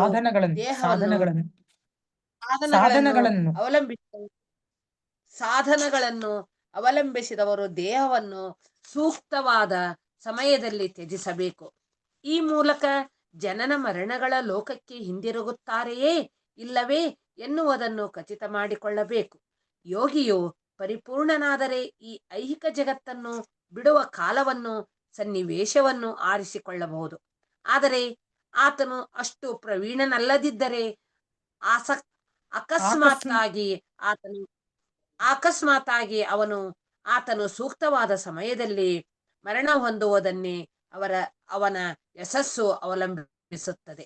ಮನುಷ್ಯನು ಮರಣ ಹೊಂದಿ ಮತ್ತೆ ಬಾರದಂತಾಗಬೇಕಾದರೆ ಮರಣಕ್ಕೆ ಸೂಕ್ತ ಸಮಯಗಳನ್ನು ಪ್ರಭುವು ಮುಂದಿನ ಶ್ಲೋಕದಲ್ಲಿ ವಿವರಿಸುತ್ತಾನೆ. ಆಚಾರ್ಯ ಬಲದೇವ ಭೂಷಣರ ಅಭಿಪ್ರಾಯದಲ್ಲಿ ಇಲ್ಲಿ ಬಳಸಿರುವ ಕಾಲ ಎನ್ನುವ ಸಂಸ್ಕೃತ ಪದವು ಕಾಲದ ದೇವತೆಯನ್ನು ಸೂಚಿಸುತ್ತದೆ. ಹರೇ ಕೃಷ್ಣ. ಹರೇ ಕೃಷ್ಣ. ಸೊ ಕಾಲ ದೇವತೆ, ಧನ್ಯವಾದ ಮಾತಾಜಿ. ಕಾಲ ದೇವತೆ ಅಂತ ಇರ್ತಾರೆ. ಕಾಲ ಪ್ರತಿಯೊಬ್ರು ಜೀವನದಲ್ಲೂ ಕಾಲ ಅನ್ನೋದು ಬರುತ್ತೆ, ಕೊನೆಗಾಲ. ಸೊ ಇಲ್ಲಿ ಯೋಗಿಗಳ ಬಗ್ಗೆ ಹೇಳ್ತಾ ಇರೋದು ನೋಡಿ. ಯೋಗಿಗಳಲ್ಲಿ ಕರ್ಮಯೋಗಿ ಇದ್ದಾರೆ, ಜ್ಞಾನಯೋಗ ಯೋಗಿ ಇದ್ದಾರೆ, ಹಠಯೋಗಿಗಳಿದ್ದಾರೆ, ಭಕ್ತ ಯೋಗಿ ಇರ್ತಾರೆ. ಭಕ್ತ ಯೋಗಿ ಅಂದ್ರೆ ಭಗವಂತನ ಭಕ್ತರು. ಓಕೆ. ಸೊ ಈ ಭಗವಂತನ ಭಕ್ತರು ಏನ್ ಮಾಡ್ತಾರೆ, ಇವರು ಭಗವಂತನಿಗೆ ಶರಣಾಗತಿ ಪೂರ್ತಿಯಾಗಿ ಹೊಂದಿರೋದ್ರಿಂದ ಭಗವಂತನ ಕೈಗೆ ಬಿಡ್ತಾರೆ. ಅವ್ರು ನನ್ನ ಅಂತ್ಯಕಾಲ, ನನ್ನ ಮರಣಕಾಲ ಯಾವಾಗ ಬರ್ಬೇಕು ಅನ್ನೋದು ಭಗವಂತನ ನಿರ್ಣಯ ಮಾಡ್ತಾರೆ, ಭಗವಂತನ ತೀರ್ಮಾನ ಮಾಡ್ತಾರೆ. ಬಟ್ ಈ ಬಾಕಿ 3 ಜನ ವ್ಯಕ್ತಿಗಳೇನಿದಾರೋ ಇವರು ಆ ಯೋಗ ಪದ್ಧತಿನ ಸರಿಯಾಗಿ ತಿಳ್ಕೊಂಡು, ಅದೇ ಹೇಳ್ತಾರೆ, ಪ್ರವೀಣರಾಗಿದ್ರೆ ಅವಾಗ ಅವರು ಸೂಕ್ತವಾದ ಸಮಯ ಆರಿಸ್ಕೋಬಹುದು, ಸೆಲೆಕ್ಟ್ ಮಾಡ್ಕೋಬಹುದು. ಈ ಸಮಯದಲ್ಲಿ ಇದು ಒಳ್ಳೆಗಳಿಗೆ ಇಲ್ಲೆಲ್ಲ ಸರಿಯಾಗಿ ಈಗ ಬರುತ್ತೆ. ನೆಕ್ಸ್ಟ್ ಶ್ಲೋಕಗಳು ಹೇಳ್ತಾನೆ ಕೃಷ್ಣ ಯಾವ ತರ ಅಗ್ನಿ ಇರಬೇಕು, ಬೆಳಕಿರ್ಬೇಕು, ಹಂಗಿರ್ಬೇಕು, ಹಿಂಗಿರ್ಬೇಕಂತ. ಸೊ ಅದೆಲ್ಲ ನೋಡ್ಕೊಂಡು ಅವರ ಕಾಲ ಸೂಕ್ತವಾಗಿ ಸಿಕ್ಕದ್ಮೇಲೆ ಆ ಸಮಯ ಆಯ್ಕೆ ಮಾಡ್ಕೋತಾರೆ. ಅದ್ರಲ್ಲಿ ಏನಾದ್ರು ಮಿಸ್ ಆಯ್ತು ಅನ್ಕೊಳ್ಳಿ, ಸರಿಯಾಗಿ ಅವರು ಯೋಗ ಆಚರಣೆ ಕಲ್ತಿಲ್ಲ ಅನ್ಕೊಳ್ಳಿ, ಆವಾಗ ಅವನು ಜಸ್ಟ್ ಹೇಗೆ ಆಕಸ್ಮಿಕವಾಗಿ ಏನೋ ಹೋಗ್ತಾರಷ್ಟೆ. ಸೊ ಹಾಗಾಗಿ ತುಂಬಾ ಇದರಲ್ಲಿ ವಿಷಯ ಇದೆ. ಬಟ್ ಭಗವಂತನ ಭಕ್ತರು ಇದ್ರ ಬಗ್ಗೆ ಜಾಸ್ತಿ ತಲೆ ಕೆಡಿಸ್ಕೊಳ್ಳೋದಿಲ್ಲ. ಯಾಕಂದ್ರೆ ಅದೇ ಗುಂಗಲಿದ್ರೆ ಅವನ್ಗೆ ಸಿಗಲ್ಲ ಹೇಳಕ್ಕಾಗಲ್ಲ. ಭಗವಂತನ ಧಾಮಕ್ಕೆ ಹೋಗ್ತಾನ ಅಥವಾ ಈ ಭೌತಿಕ ಪ್ರಪಂಚಕ್ಕೆ ಮರಳಿ ಬರ್ತಾನ ಹೇಳಕ್ಕಾಗಲ್ಲ. ಅದು ತುಂಬಾ ದೊಡ್ಡ ಲೆಕ್ಕಾಚಾರ ಅದು. ಸೊ ನೆಕ್ಸ್ಟ್ ಕೃಷ್ಣ ಹೇಳ್ತಾನೆ ನೋಡಿ 24ನೇ ಶ್ಲೋಕದಲ್ಲಿ, ಅಗ್ನಿರ್ಜ್ಯೋತಿರ್ ಅಹ ಶುಕ್ಲ ಸನ್ಮಾಸ ಉತ್ತರಾಯಣಂ ತತ್ರ ಪ್ರಯಾತ ಗಚ್ಚಂತಿ ಬ್ರಹ್ಮ ವಿದೋ ಜನಾಃ. ಅನುವಾದ ನಾವು ಓದ್ಲರಿ ಮಾತಾಜಿ. ಹರೇ ಕೃಷ್ಣ. ಓದ್ರಿ ಮಾತಾಜಿ. ಅನುವಾದ. ಪರಬ್ರಹ್ಮನು ಬಲ್ಲವರು. ಅಗ್ನಿ ದೇವತೆಯು ಪ್ರಭಾವವನ್ನು ಕಾಲದಲ್ಲಿ, ಬೆಳಕಿನಲ್ಲಿ, ಹಗಲು ಶುಭ ಲಕ್ಷಣದಲ್ಲಿ, ಶುಕ್ಲ ಪಕ್ಷದಲ್ಲಿ, ಉತ್ತರಾಯಣ 6 ಮಾಸಗಳಲ್ಲಿ ಈ ಜಗತ್ತನ್ನು ಬಿಟ್ಟು ಪರಬ್ರಹ್ಮನನ್ನು ಸೇರುತ್ತಾರೆ. Thank you Mataji. ಸೊ ಇಲ್ಲಿ ಏನ್ ಹೇಳ್ತಿರೋದು, ಈ ಮರಣ ಕಾಲದಲ್ಲಿ ಈ ಯಾರಪ್ಪ ಪರಬ್ರಹ್ಮನನ್ನು ಬಲ್ಲವರು, ಪರಬ್ರಹ್ಮನ್ ಮೆಡಿಟೇಷನ್ ಸೂಪರ್ ಸೋಲ್ ಮೆಡಿಟೇಷನ್. ಓಕೆ. ಭಗವಂತನ ಆರಾಧಕರು ಪರಮಾತ್ಮ ರೂಪದಲ್ಲಿ. ಅಗ್ನಿ ದೇವತೆಯ ಪ್ರಭಾವದ ಕಾಲದಲ್ಲಿ, ಓಕೆ, ಬೆಳಕಿನಲ್ಲಿ, ಹಗಲು, ಆಮೇಲೆ ಶುಭಕ್ಷಣ, ಶುಕ್ಲ ಪಕ್ಷದಲ್ಲಿ, ಹೌದಾ, ಶುಕ್ಲ ಪಕ್ಷ ನಮ್ಗೆಲ್ಲರೂ ಗೊತ್ತಲ್ಲ, ಮೊದಲನೇ 15 ದಿವಸ. ಉತ್ತರಾಯಣ ಅಂದ್ರೆ ಮೊದಲ 6 ತಿಂಗಳು, ಹೌದಾ, ಕೊನೆ 6 ತಿಂಗಳಲ್ಲ, ಮೊದಲು 6 ಮಾಸಗಳಲ್ಲಿ ಈ ಜಗತ್ತನ್ನು ಬಿಟ್ಟು ಪರಬ್ರಹ್ಮನನ್ನು ಸೇರುತ್ತಾರೆ. ಸೊ ಈ ಸಮಯದಲ್ಲಿ ವ್ಯಕ್ತಿ ಅನ್ನೋನು ದೇಹತ್ಯಾಗ ಮಾಡಿದ್ರೆ ಅವಾಗ ಅವನು ಭಗವಂತನ ಧಾಮ ಮುಟ್ತಾನೆ. ಓಕೆನಾ? ಭಗವಂತನ ಧಾಮ ಅಂದ್ರೆ ಭಗವಂತನ ಆಧ್ಯಾತ್ಮಿಕ ಲೋಕ. ಆಧ್ಯಾತ್ಮಿಕ ಲೋಕ ಮುಟ್ತಾನೆ ಅವನು. ಓಕೆನಾ? ಸೊ ಇದು ಇಲ್ಲಿ ಹೇಳ್ತಾ ಇರೋದು. ನೆಕ್ಸ್ಟ್ ಶ್ಲೋಕದಲ್ಲಿ ಏನ್ ಹೇಳ್ತಾರೆ? ಧೂಮೋ ರಾತ್ರಿರ್ತತಾ ಕೃಷ್ಣಃ ಸನ್ಮಾಸ ದಕ್ಷಿಣಾಯನಂ ತತ್ರ ಚಂದ್ರಾಂಸಯಂ ತತ್ರ ಚಂದ್ರಾಮಸಂ ಜ್ಯೋತಿರ್ಯೋಗಿ ಪ್ರಾಪ್ಯ ನಿವರ್ತತೆ. ಅನ್ನೋದು ಇರುತ್ತೀರಾ? ನಾನು ಓದ್ಲಾ ಮಾತಾಜಿ? ಮಾತಾಜಿ ಓದಿ. ಧೂಮಕಾಲದಲ್ಲಿ ರಾತ್ರಿಯಲ್ಲಿ ಕೃಷ್ಣ ಪಕ್ಷದಲ್ಲಿ ದಕ್ಷಿಣಾಯನದ 6 ತಿಂಗಳಲ್ಲಿ ಮರಣ ಹೊಂದುವ ಯೋಗಿಯು ಚಂದ್ರಲೋಕವನ್ನು ಸೇರುತ್ತಾನೆ, ಆದರೆ ಮರಳಿ ಬರುತ್ತಾನೆ. ಭಾವಾರ್ಥ ಓದ್ಬೇಕು ಮಾತಾಜಿ? ಓದಿ ಮಾತಾಜಿ. ಭಾವಾರ್ಥ ಓದಿ, ಚಿಕ್ಕದಾಗಿದೆ ಓದಿ. ಭಾವಾರ್ಥ. ಶ್ರೀಮದ್ ಭಾಗವತದ 3ನೇ ಸ್ಕಂದದಲ್ಲಿ ಕಪಿಲ ಮುನಿಯು ಭೂಲೋಕದಲ್ಲಿ ಕರ್ಮಾಚರಣೆಯಲ್ಲಿ ಮತ್ತು ಯಜ್ಞ ಮಾರ್ಗಗಳಲ್ಲಿ ಪರಿಣಿತರಾದವರು ಮರಣದ ಅನಂತರ ಚಂದ್ರನನ್ನು ಸೇರುತ್ತಾರೆ ಎಂದು ಹೇಳಿದ್ದಾನೆ. ಹೀಗೆ ಮೇಲಿನ ಲೋಕಕ್ಕೆ ಹೋದ ಆತ್ಮಗಳು ಚಂದ್ರಲೋಕದಲ್ಲಿ ದೇವತೆಗಳ ಲೆಕ್ಕದಂತೆ ಸುಮಾರು 10,000 ವರ್ಷಗಳು ಇದ್ದು ಸೋಮರಸ ಪಾನ ಮಾಡಿ ಸುಖಿಸುತ್ತಾರೆ. ಅವರು ಕಟ್ಟಕಡೆಗೆ ಭೂಮಿಗೆ ಹಿಂತಿರುಗುತ್ತಾರೆ. ಜಡ ಇಂದ್ರಿಯಗಳು ಅವರ ಅಸ್ತಿತ್ವವನ್ನು ಗ್ರಹಿಸಲಾರದೆ ಹೋದರೂ ಚಂದ್ರಲೋಕದಲ್ಲಿ ಉನ್ನತ ವರ್ಗದ ಜೀವಿಗಳಿದ್ದಾರೆ ಎಂದು ಇದರ ಅರ್ಥ. ಧನ್ಯವಾದ ಮಾತಾಜಿ. ಹರೇ ಕೃಷ್ಣ.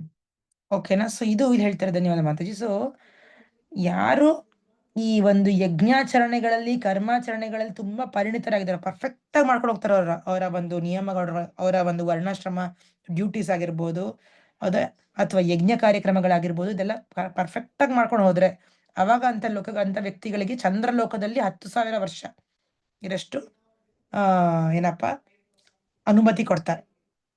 ಅಲ್ಲಿ ನೋಡಿ ಸೋಮರಸ ಅಂತ ಒಂದು ಇದು ಸಿಗತ್ತೆ ಕುಡಿಯೋದಿಕ್ಕೆ. ಅಲ್ಲೆಲ್ಲ ತುಂಬಾ ಒಂಥರ ಭೌತಿಕ ಆನಂದ ಚೆನ್ನಾಗಿ ಸಿಗತ್ತೆ. ಸೊ ಆದ್ರೆ ಅಂತ ವ್ಯಕ್ತಿಗಳು ಮತ್ತೆ ಕಾಲ ಮುಗಿದ ತಕ್ಷಣ ಏನಾಗ್ತಾರೆ, ವಾಪಸ್ ಬರ್ಬೇಕಾಗುತ್ತೆ ಭೂಲೋಕಕ್ಕೆ. ಆಯ್ತಾ? ಅದೇ ಹಿಂದಿನ ಶ್ಲೋಕದಲ್ಲಿ ಏನ್ ಹೇಳ್ತಾನೆ ಕೃಷ್ಣ? ಅಗ್ನಿ, ಬೆಳಕು, ಹಗಲು, ಶುಕ್ಲ ಪಕ್ಷ ಹೆಸರಿದಾದ ಆತ್ಮದ ಪ್ರಯಾಣಕ್ಕೆ ವ್ಯವಸ್ಥೆ ಮಾಡುವ ಅಧಿದೇವತೆಗಳು ಇವುಗಳ ಮೇಲಿದ್ದಾರೆ ಎಂದು ಅರ್ಥ ಮಾಡಿಕೊಳ್ಳಬೇಕು. ಮರಣಕಾಲದಲ್ಲಿ ಮನಸ್ಸು ಮನುಷ್ಯನನ್ನು ಒಂದು ಹೊಸ ಬದುಕಿನ ಮಾರ್ಗಕ್ಕೆ ಕೊಂಡೊಯ್ಯುತ್ತದೆ. ಆಕಸ್ಮಿಕವಾಗಿ ಆಗಲಿ ವ್ಯವಸ್ಥೆ ಮಾಡಿಕೊಂಡಾಗಲಿ ಮೇಲೆ ಹೇಳಿದ ಕಾಲದಲ್ಲಿ ದೇಹವನ್ನು ಬಿಟ್ಟು ಮನುಷ್ಯನಿಗೆ ನಿರಾಕಾರ ಬ್ರಹ್ಮಜ್ಯೋತಿಯನ್ನು ಸೇರಲು ಸಾಧ್ಯತೆಯಾಗುತ್ತೆ. ಸೊ ಇವರೆಲ್ಲರೂ ಹೋಗೋದೆಲ್ಲಿಗೆ? ನಿರಾಕಾರ ಬ್ರಹ್ಮಜ್ಯೋತಿಗೆ. ಓಕೆನಾ? ಸೊ ಆಧ್ಯಾತ್ಮಿಕ ಲೋಕ ಅಂದ್ರೆ ಅದೊಂದು ಬೆಳಕಿರೋ ಅಂತ ಒಂದು ಜಾಗದಲ್ಲಿ ಹೋಗಿ ಸೇರ್ತಾರೆ. ಈಗ ಹೆಂಗೆ ಊರಾಚೆ ಇದ್ದಂಗೆ ಆಧ್ಯಾತ್ಮಿಕ ಲೋಕ ತುಂಬಾ ವಿಶಾಲವಾಗಿರತ್ತೆ. ಆಧ್ಯಾತ್ಮಿಕ ಲೋಕ ಎಷ್ಟು ದೊಡ್ಡದು ಅಂದ್ರೆ 4 ಭಾಗದಲ್ಲಿ 3 ಭಾಗ ಆಧ್ಯಾತ್ಮಿಕ ಲೋಕನೇ, 1 ಭಾಗ ಭೌತಿಕ ಲೋಕ, ನಮ್ಮ ಬ್ರಹ್ಮಾಂಡ ಇರೋದು. ಸೊ 3 ಭಾಗ ಆಧ್ಯಾತ್ಮಿಕ ಲೋಕ ಅಂದ್ರೆ ಯೋಚನೆ ಮಾಡಿ ಎಷ್ಟು ವಿಶಾಲವಾಗಿರುತ್ತದು. ಅಲ್ಲಿ ಎಲ್ಲೋ ಒಂದ್ ಕಡೆ ಇರ್ತೀವಿ ನಾವು ಅಷ್ಟೇ, ಎಲ್ಲೋ ಒಂದು ಊರಾಚೆ ಅಲ್ಲೆಲ್ಲೋ ಒಂದ್ ಇರ್ತೀವಿ ನಾವು ಜೀವಿ. ಅಲ್ಲಿ ಏನು ನಮ್ಗೆ ಈ ತರ ಭೌತಿಕ ಶರೀರ ಇರಲ್ಲ. ಅಲ್ಲಿ ಆಧ್ಯಾತ್ಮಿಕ ಅಲ್ಲಿ ಶರೀರ ಏನ್ ಸಿಗತ್ತೋ ಗೊತ್ತಿಲ್ಲ, ಬ್ರಹ್ಮಜ್ಯೋತಿ ನಂಗೆ ಗೊತ್ತಿಲ್ಲ. ಅಲ್ಲಿ ಯಾವುದೇ ರೀತಿ ಹಸುವಾಗ್ಲಿ, ನೋವಾಗ್ಲಿ, ದುಃಖ ಆಗ್ಲಿ ಏನೂ ಇರೋದಿಲ್ಲ. ಬಟ್ ಅದರಲ್ಲಿ ಪರ್ಸ್ನಲ್ ಆಗಿ ನಮ್ಗೆ ಯಾವುದೇ ರೀತಿ ಭಗವಂತನ ಜೊತೆ ಸಂಪರ್ಕ ಅವೆಲ್ಲ ಏನೂ ಇರೋದಿಲ್ಲ. ಬ್ರಹ್ಮ ಜೊತೆ ಐಕ್ಯ ಆಗಿರೋರು ಅಂದ್ರೆ ಅಲ್ಲಿ ಒಂದ್ ಕಡೆ ಇರ್ತಾರೆ ಅಷ್ಟೇ, ಒಂದ್ ಜೀವಿ, ಅದು ಲೆಕ್ಕ. ಸೊ ಈ ತರ ಅದು ಇದೆಲ್ಲ ಕರೆಕ್ಟಾಗಿ ಮ್ಯಾಚ್ ಆದಿ ಕೂಡ್ ಬಂದ್ರೆ ಆ ಸಮಯದಲ್ಲಿ ಆ ಯೋಗಿ ದೇಹ ಬಿಟ್ರೆ ಅವಾಗ ಅವನಿಗೆ ಏನಾದ್ರು ಒಂದ್ ಸ್ವಲ್ಪ ಸಾಧ್ಯತೆ ಇದೆ. ಅದು ಬ್ರಹ್ಮಜ್ಯೋತಿವರೆಗೂ ಮಾತ್ರ, ಅದಕ್ಕಿಂತ ಹೆಚ್ಚಿಲ್ಲ.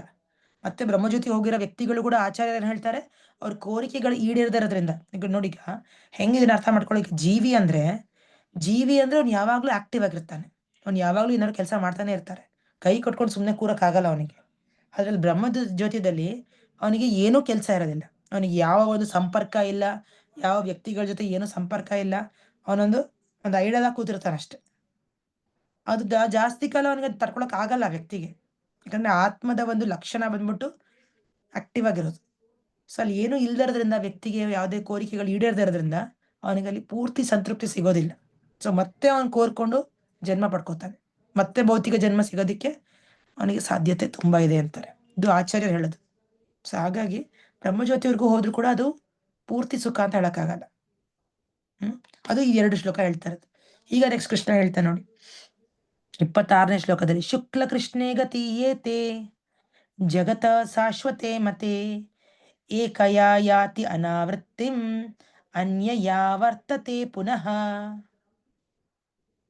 ಅನುವಾದ: 26.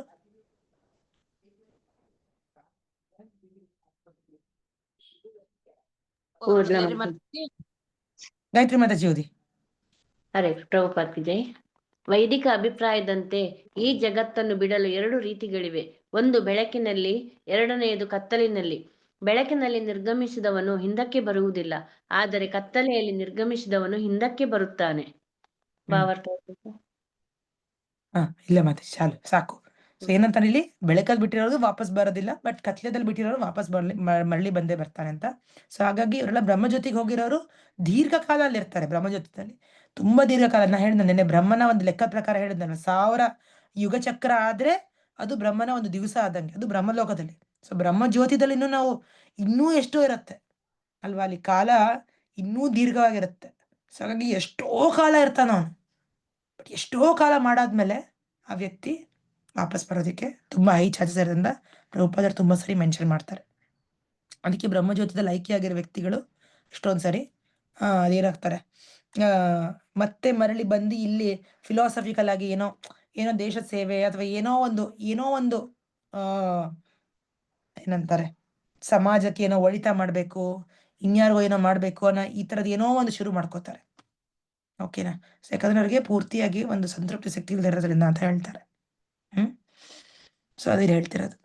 ಏನಂತಾರೆ ಭಾವಾರ್ಥದಲ್ಲಿ, 26ನೇ ಭಾವಾರ್ಥಲ್ಲ, ಆಚಾರ್ಯ ಬಲದೇವ ವಿದ್ಯಾಭೂಷಣ ಚಾಂದೋಗ್ಯ ಉಪನಿಷತ್ತಿನಿಂದ ನಿರ್ಗಮನ ಮತ್ತು ಪುನರಾಗಮನಗಳ ಇದೇ ವರ್ಣನೆಯನ್ನು ಉದ್ಧರಿಸುತ್ತಾರೆ.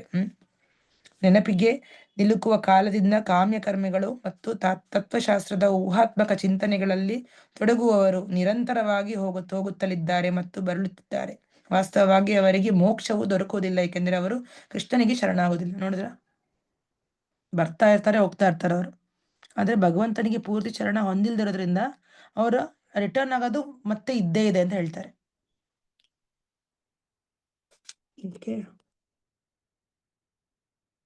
ನೆಕ್ಸ್ಟ್ ಶ್ಲೋಕಕ್ಕೆ ಹೋಗೋಣ.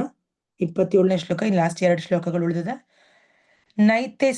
ನೈತೆ ಶ್ರುತಿ ಪಾರ್ಥ ಜಾನನ್ ಯೋಗಿ ಮುಖ್ಯತಿ ಕಶ್ಚನ ತಸ್ಮಾತ್ ಸರ್ವೇಷು ಕಾಲೇಶು ಯೋಗ ಯುಕ್ತೋ ಭವಾರ್ಜುನ. ಇದು ಡಿವೋಟೀಸ್ ಬಗ್ಗೆ ಹೇಳ್ತಾ ಇರೋದು.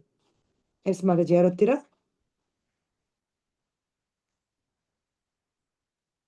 ಓದ್ಲಿರಿ ಮಾತಾಜಿ? ಮಂಗಳ ಮಾತಾಜಿ ಓದಿ. ಅನುವಾದ. ಅರ್ಜುನ, ಭಕ್ತರಿಗೆ ಈ 2 ಮಾರ್ಗಗಳು ತಿಳಿದಿದ್ದರೂ ಅವರು ಗೊಂದಲಕ್ಕೀಡಾಗುವುದಿಲ್ಲ. ಆದುದರಿಂದ ಸದಾ ಭಕ್ತಿಯಲ್ಲಿ ಸ್ಥಿರನಾಗಿರು. ಓದ್ರಿ ಮಾತಾಜಿ ಓದಿ.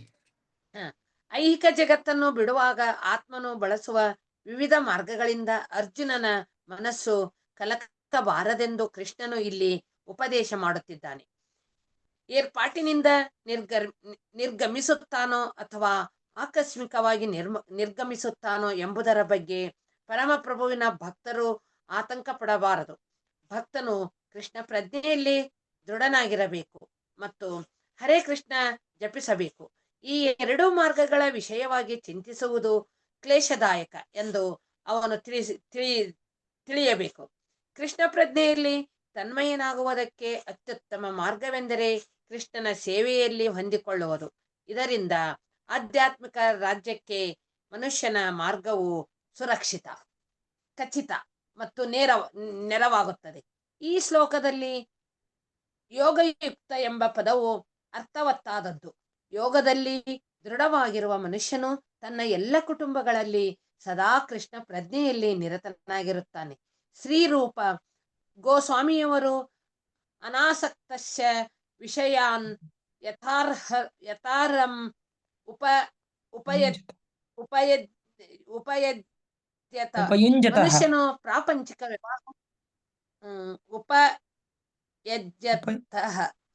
ಮನುಷ್ಯನು ಪ್ರಾಪಂಚಿಕ ವ್ಯವಹಾರಗಳಲ್ಲಿ ನಿರ್ಲಿಪ್ತ ಮತ್ತು ಎಲ್ಲವನ್ನು ಕೃಷ್ಣ ಪ್ರಜ್ಞೆಯಲ್ಲಿ ಮಾಡಬೇಕು ಎಂದು ಉಪದೇಶಿಸಿದ್ದಾರೆ.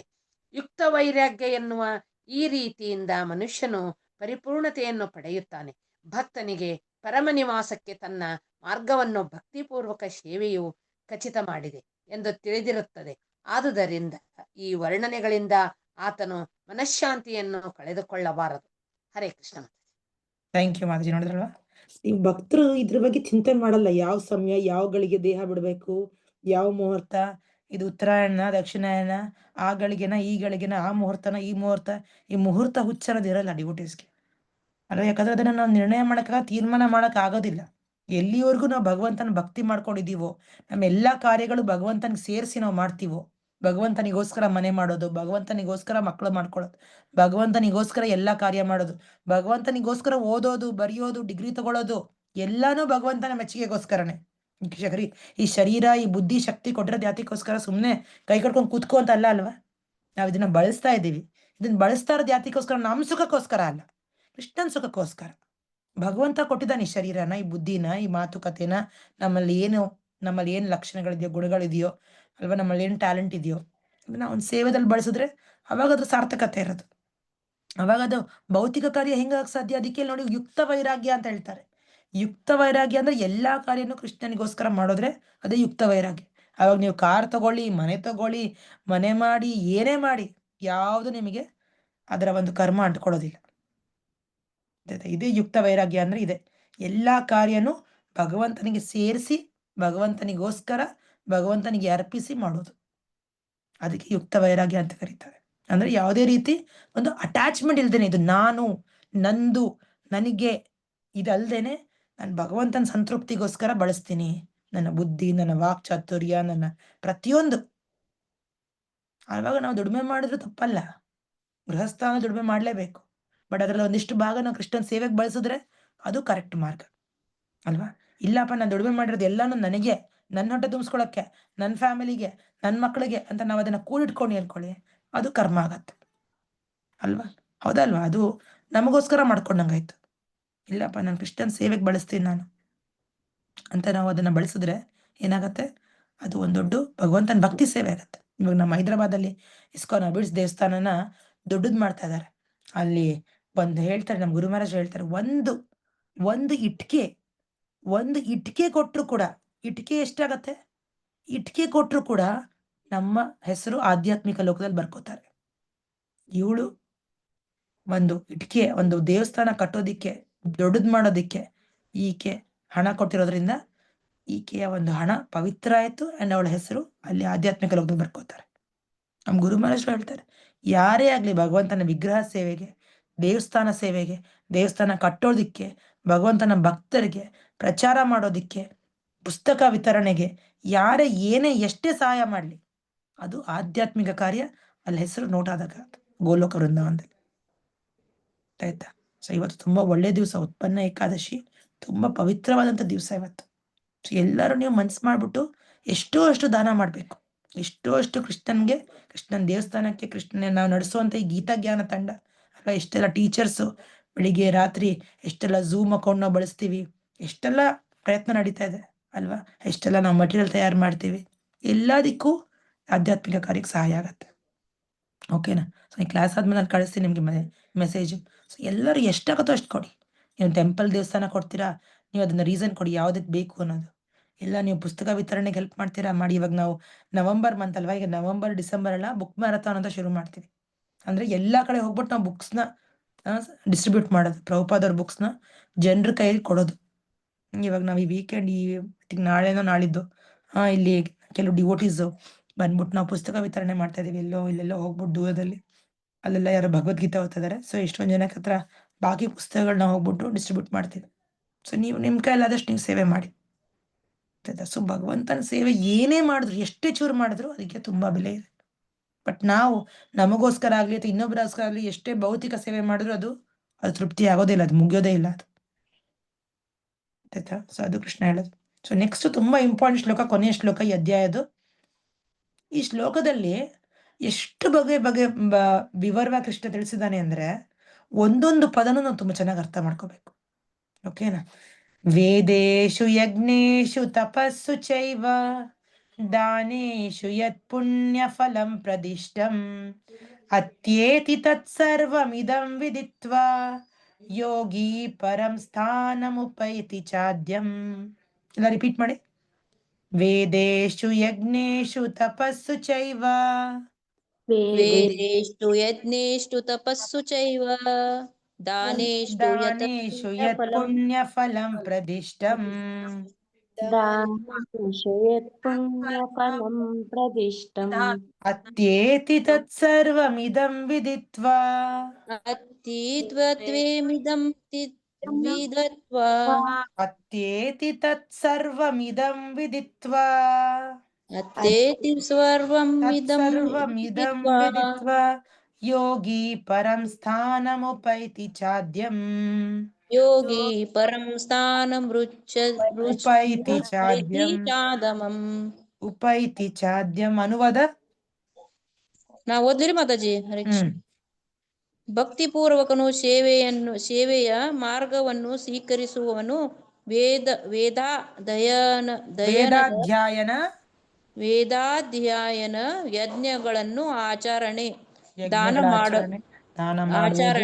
ದಾನ ಮಾಡುವುದು ಅಥವಾ ತಾತ್ವಿಕ ಮತ್ತು ಕಾಮ್ಯ ಕರ್ಮಗಳಿಂದ ಬರುವ ಫಲಗಳನ್ನು ಕಳೆದುಕೊಳ್ಳಬೇಕಾಗಿಲ್ಲ.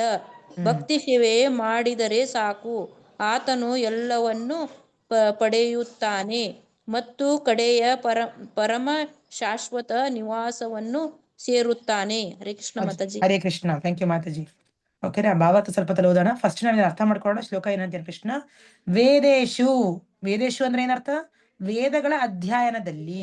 ವೇದಾಧ್ಯಯನ ಯಾರು ಮಾಡ್ತಾರೆ?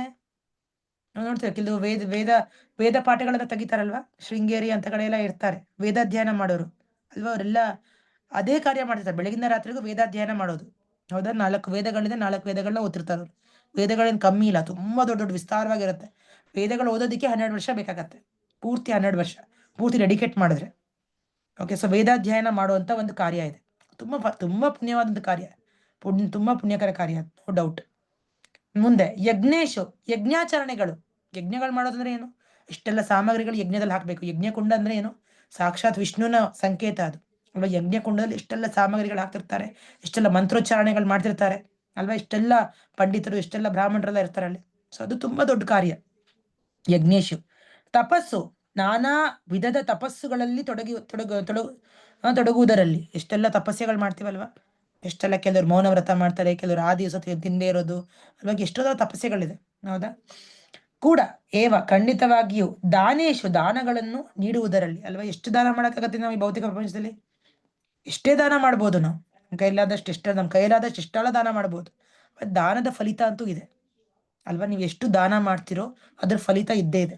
ಎಲ್ಲೋ ನಾನು ಓದಿದ್ದೆ, ದಾನ ಭಾಗವತ ಮೇಲೆ ಬರುತ್ತೆ, ಎಲ್ಲೋ ದಾನ ಯಾರಿಗ್ ಮಾಡ್ತೀವೋ ಅದ್ರ ಫಲಿತ ಬರುತ್ತೆ. ದಾನ ನೀವು ಸಮಾಜಕ್ಕೆ ಮಾಡಿದ್ರಿ ಅನ್ಕೊಳ್ಳಿ, ಓಕೆ, ಅದು ನಿಮಗೆ ಅದೆಷ್ಟು ವಾಪಸ್ ನಿಮಗೆ ಹಿಂದೆ ಬರುತ್ತೆ, ಆಯ್ತಾ. ಇನ್ನು ಅದಾದ್ಮೇಲೆ ಇಷ್ಟು ಬ್ರಾಹ್ಮಣರಿಗೆ ಮಾಡಿದ್ರಿ ಅನ್ಕೊಳ್ಳಿ, ಅದು ನಿಮ್ಗೆ ಹಿಂದೆ ಬರುತ್ತೆ, ನಿಮ್ಗೆ ವಾಪಸ್ ಬರುತ್ತೆ, ಇಷ್ಟು ಅರ್ಧನೋ ಎಷ್ಟು ಬರುತ್ತೆ ಹಿಂದೆ. ಅದಾದ್ಮೇಲೆ ನೀವು ಭಗವಂತನ ಕಾರ್ಯಕ್ಕೋಸ್ಕರ ಮಾಡಿದ್ರಿ ಅನ್ಕೊಳ್ಳಿ, ಅದು ನೀವು ಎಷ್ಟು ಮಾಡಿದಿರೋ ಅದಕ್ಕೆ ಇನ್ನೊಂದಿಷ್ಟು 1000 ಪಟ್ಟು ಸೇರತ್ತೆ. ಓಕೆನಾ.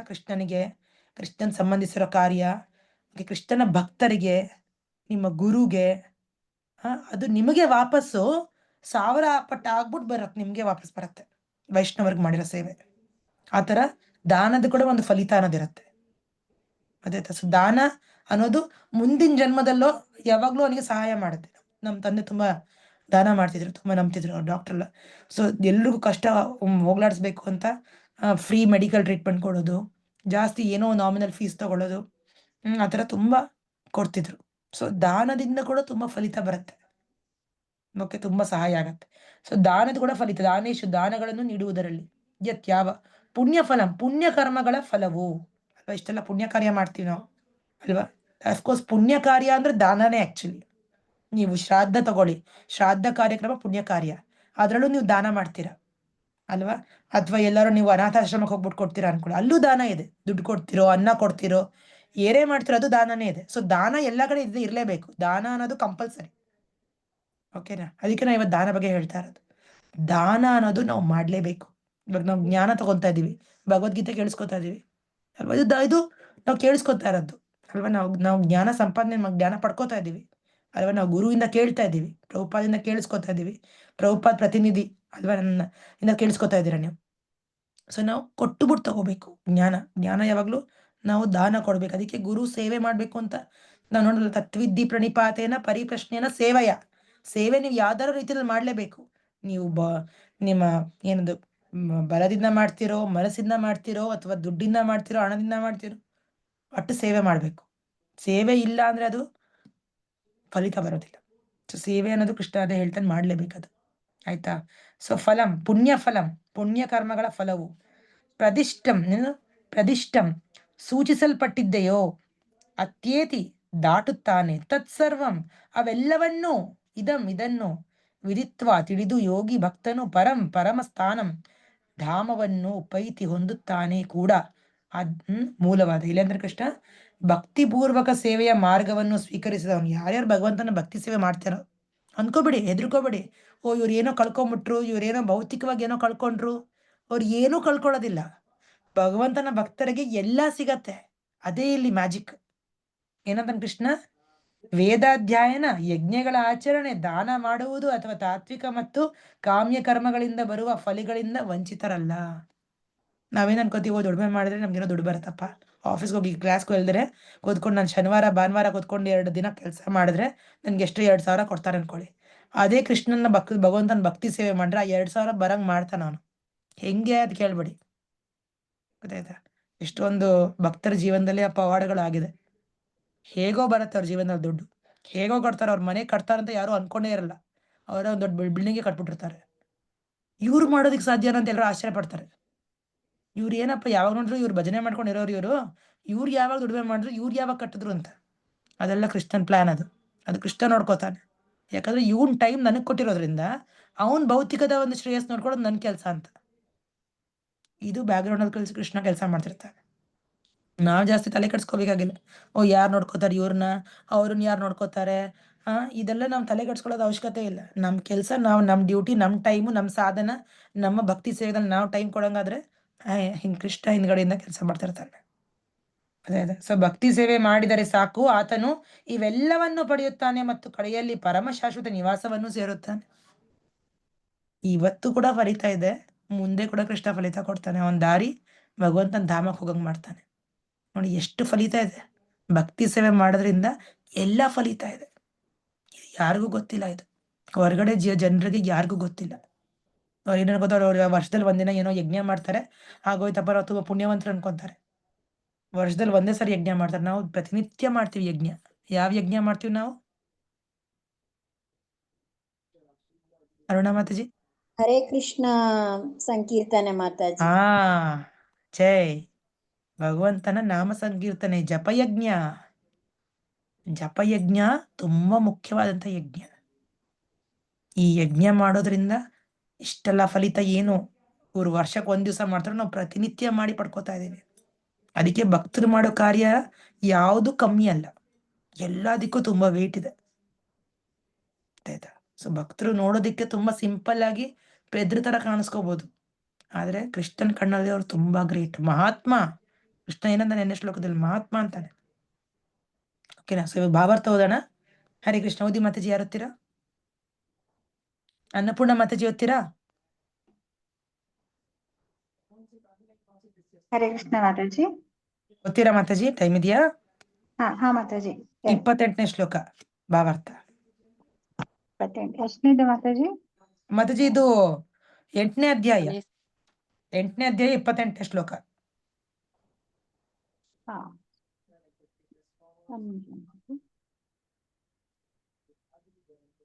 28 ಅಲ್ವಾ ಮಾತಾಜಿ? ಹಾ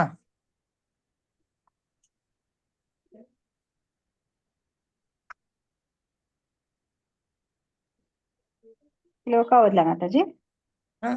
ಭಾವಾರ್ಥ ಓದಿ ಮಾತಾಜಿ ಡೈರೆಕ್ಟ್ ಆಗಿ. ಹಾ ಮಾತಾಜಿ. 7 ಮತ್ತು 8ನೇ ಅಧ್ಯಾಯಗಳು ವಿಶೇಷವಾಗಿ ಕೃಷ್ಣ ಪ್ರಜ್ಞೆ ಮತ್ತು ಭಕ್ತಿ ಸೇವೆಗಳನ್ನು ಕುರಿತವು. ಈ ಶ್ಲೋಕವು ಈ ಅಧ್ಯಾಯಗಳ ಸಾರ ಸಂಗ್ರಹ. ಮನುಷ್ಯನು ಒಬ್ಬ ಗುರುವಿನ ಮಾರ್ಗದರ್ಶನದಲ್ಲಿ ವೇದಾಧ್ಯಯನ ಮಾಡಬೇಕು ಮತ್ತು ಗುರುವಿನ ರಕ್ಷಣೆಯಲ್ಲಿರುವಾಗ ವ್ರತಗಳನ್ನು ತಪಸ್ಸನ್ನು ಆಚರಿಸಬೇಕು. ಬ್ರಹ್ಮಚಾರಿಯು ಗುರುವಿನ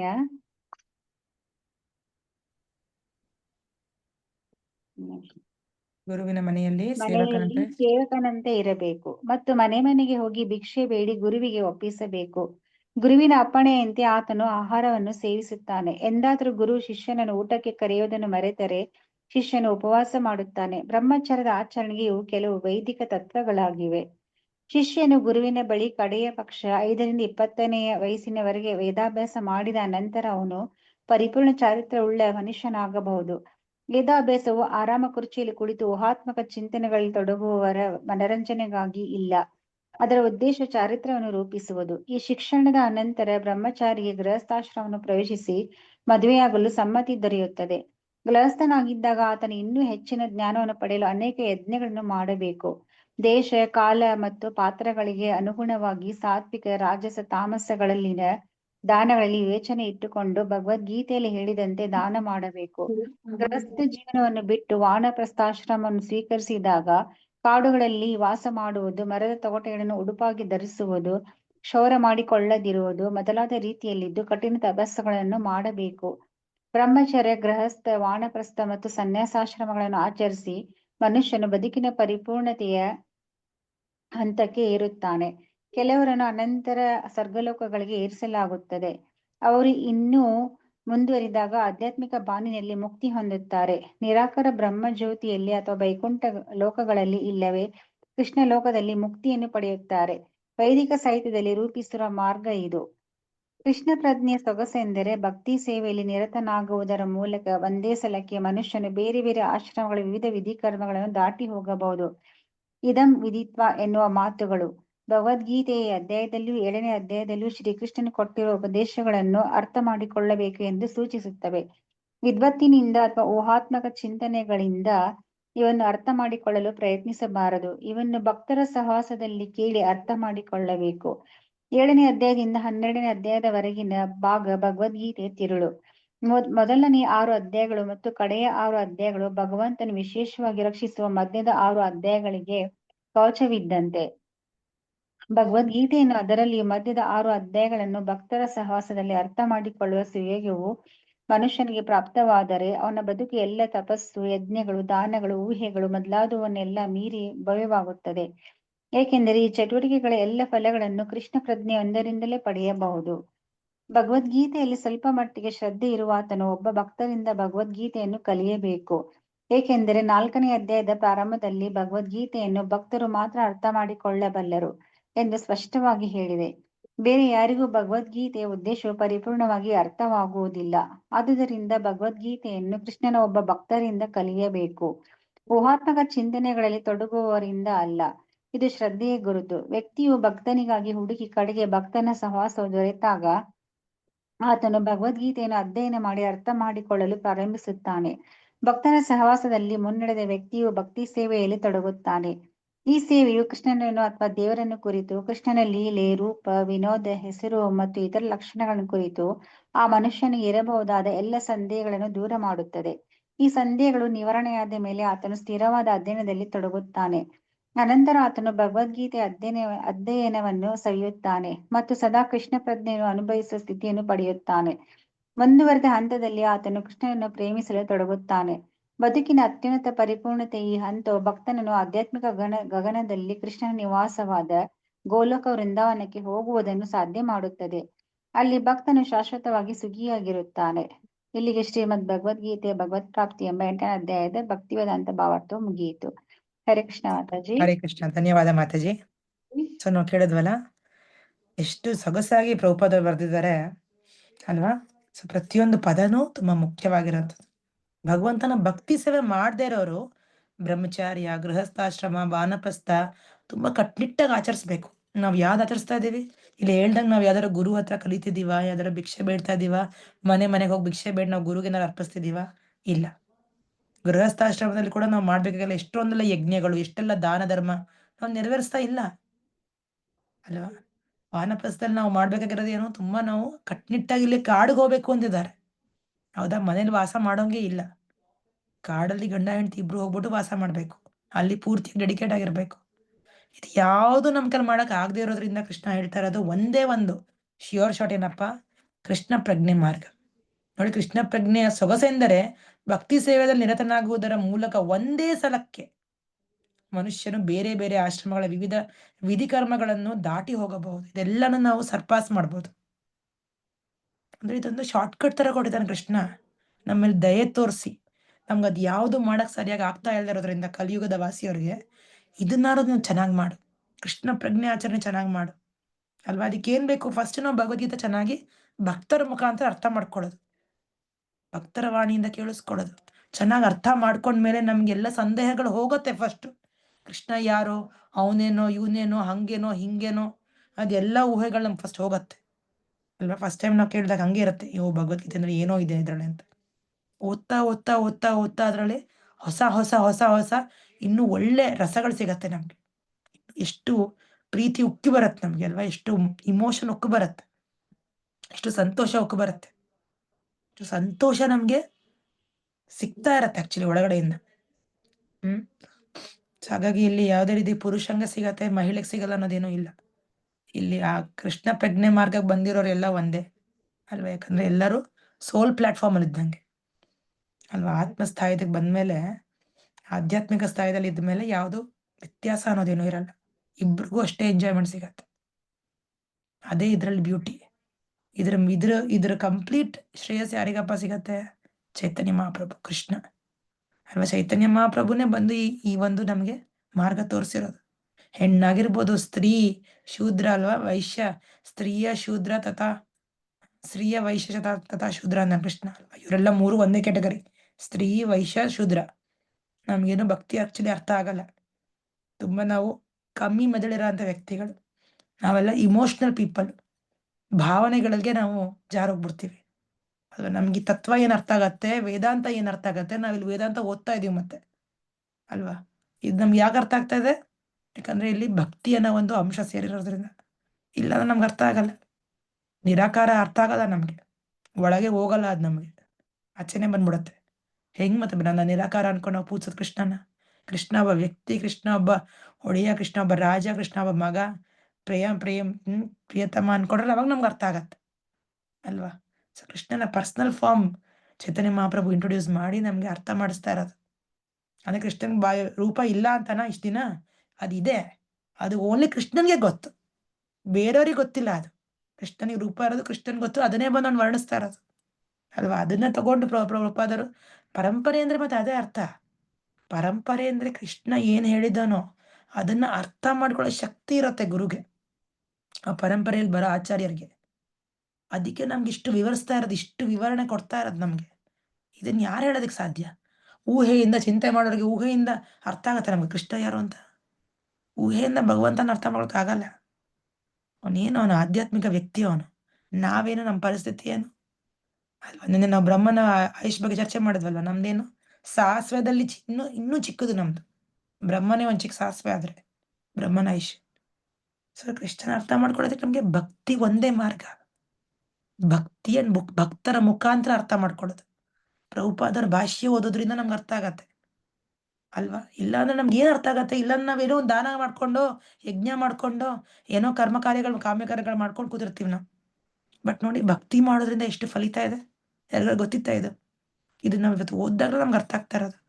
ನಾವು ಮಾಡ್ತಾ ಇರೋಂಥ ಜಪಯಜ್ಞ, ನಾವು ಮಾಡ್ತಾ ಇರೋಂಥ ವಿಗ್ರಹ ಸೇವೆ, ನಾವು ಮಾಡ್ತಾ ಇರೋಂಥ ಏಕಾದಶಿ ವ್ರತ ಅಲ್ವಾ, ಇದೆಲ್ಲ ಆಧ್ಯಾತ್ಮಿಕ ಕಾರ್ಯ, ಕೃಷ್ಣ ಭಕ್ತಿ. ಇದು ಭೌತಿಕದ ಒಂದು ತಪಸ್ಯ ಅಲ್ಲ ಇದು ಅಲ್ವಾ. ಕೃಷ್ಣ ಪ್ರೇಮಕ್ಕೋಸ್ಕರ ನಾವು ಮಾಡ್ತಾ ಇರೋದು ಇದು. ಅಫ್ಕೋರ್ಸ್ ಕೃಷ್ಣ ಪ್ರೇಮ ಮಾಡ್ಬೇಕಾದ್ರೆ ಎಲ್ಲ ನಮ್ಮ ಆಟೋಮ್ಯಾಟಿಕಲಿ ಪಾಪಗಳು ಹೋಗ್ತಾ ಇರತ್ತೆ. ಹರಿನಾಮ ಮಾಡ್ಬೇಕಾದ್ರೆ ಎಷ್ಟೆಲ್ಲ ಪಾಪಗಳು ಕಳ್ಕೊತೀವಿ ನಾವು. ಅದು ಬೈ ಪ್ರಾಡಕ್ಟ್, ಅದು ಅದ್ರ ಜೊತೆಗೆ ಬಂದೇ ಬರುತ್ತೆ. ಅದು ಮುಕ್ತಿ ಆಟೋಮ್ಯಾಟಿಕಲಿ ಬರುತ್ತೆ, ಸಪ್ರೇಟಾಗಿ ನಾವು ಕೇಳ್ಕೊಬೇಕಾಗಿಲ್ಲ. ಅದು ಅಲ್ಲಿ ಇದ್ದೇ ಇರತ್ತೆ, ಅದು ಫೀಚರ್. ಅದು ಗೊತ್ತಾಯ್ತಾ?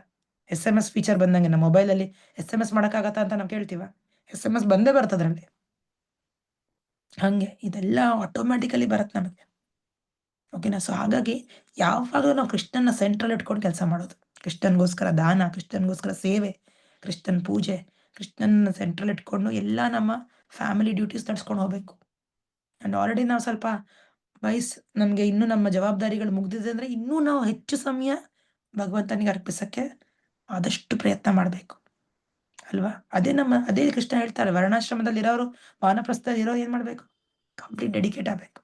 ಗೃಹಸ್ಥದಲ್ಲಿರೋರು ಗೃಹಸ್ಥಾಶ್ರಮದಲ್ಲಿ ಇದ್ಕೊಂಡು ಎಷ್ಟೆಲ್ಲ ಕಾರ್ಯಗಳು ಅವ್ರು ಕೃಷ್ಣನ್ ಸೆಂಟ್ರಲ್ ಇಟ್ಕೊಂಡು ಮಾಡ್ಬೇಕು. ದಾನ ಧರ್ಮ ಮಾಡ್ಬೇಕು ಅವರು ಅಲ್ವಾ. ಯಾವ ಕೃಷ್ಣನ್ ಕೊಡ್ತೀವೋ ವಾಪಸ್ ಅದು ನಮಗೆ ಬರುತ್ತೆ. ಕೃಷ್ಣ ಇಟ್ಕೋತಾನ? ಕೃಷ್ಣನ್ಗೇನಾದ್ರು ಅವಶ್ಯಕತೆ ಇದೆಯಾ? ಅವನಿಗೇನಾದ್ರು ಕೊರತೆ ಇದೆಯಾ? ಚಿಂತಾಮಣಿ ಧಾಮ ನಾವು ಇವಾಗ ತಾನೇ ನೋಡಿದ್ವಲ್ವ, ಕೋಟಿ ಲಕ್ಷ್ಮಿಯರಲ್ಲಿ ಸೇವೆ ಮಾಡ್ತಿದ್ದಾರೆ. ನಮ್ಮ ನಮ್ಮ 5 ರೂಪಾಯಿ, ನಮ್ಮ 10 ರೂಪಾಯಿ, ನಮ್ಮ 1000 ರೂಪಾಯಿ ಯಾವ ಲೆಕ್ಕಕ್ಕೆ ಕೃಷ್ಣನ್ಗೆ? ಅದು ನಮ್ಗೆ ಬರುತ್ತೆ. ನಮ್ಮ ಹಣ ಪ್ಯೂರಿಫೈ ಆಗತ್ತೆ, ನಮ್ಮ ಮನಸ್ಸು ಶುದ್ಧಿ ಆಗತ್ತೆ ಅಲ್ವಾ? ನಮ್ಮ ಕರ್ಮಗಳಿಂದ ನಾವೇ ಹೊರಗೆ ಬರ್ತೀವಿ.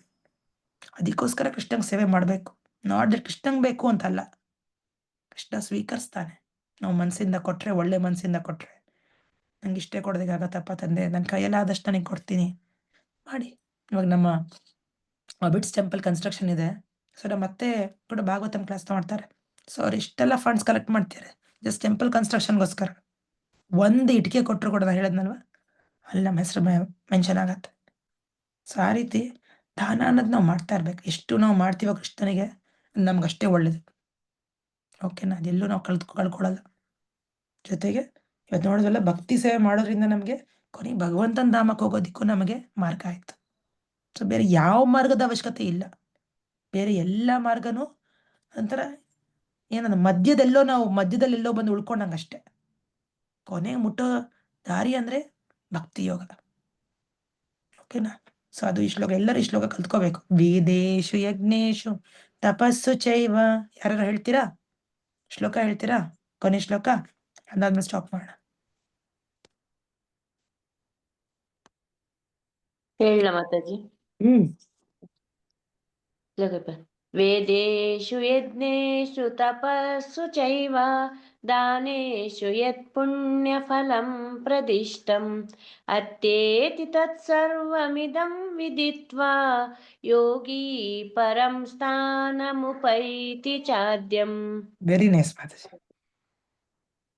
ಮತ್ತೆ ಯಾರು ಹೇಳ್ತೀರಾ? ನಾನು ಹೇಳ ಮಾತಾಜಿ. ಹ್ಮ್ ವೇದೇಶು ಯಜ್ಞೇಶು ತಪಸ್ಸು ಚೈವ ದಾನೇಶು ಯತ್ ಪುಣ್ಯಫಲಂ ಪ್ರದಿಷ್ಟಂ ಅತ್ಯೇತಿ ತತ್ಸರ್ವವಿದಂ ವಿದಿತ್ವಾ ಯೋಗಿ ಪರಂ ಸ್ಥಾನಮುಪೈತಿ ಚಾದ್ಯಂ. ವೆರಿ ನೈಸ್ ಮಾತಾಜಿ. ಜ್ಯೋತಿ ಮಾತಾಜಿ, ಹರೇ ಕೃಷ್ಣ. ಜ್ಯೋತಿ ಏನ್ ಮಾತಾಜಿ ಇದ್ದೀರಾ? ಹರೇ ಕೃಷ್ಣ ಮಾತಾಜಿ.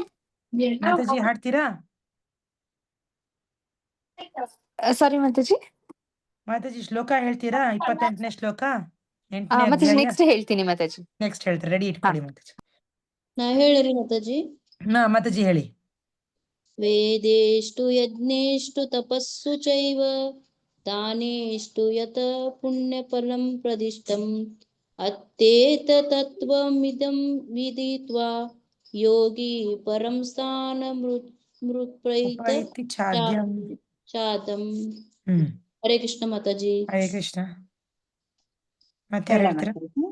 ಮಾತಾಜಿ ಹೇಳಿ.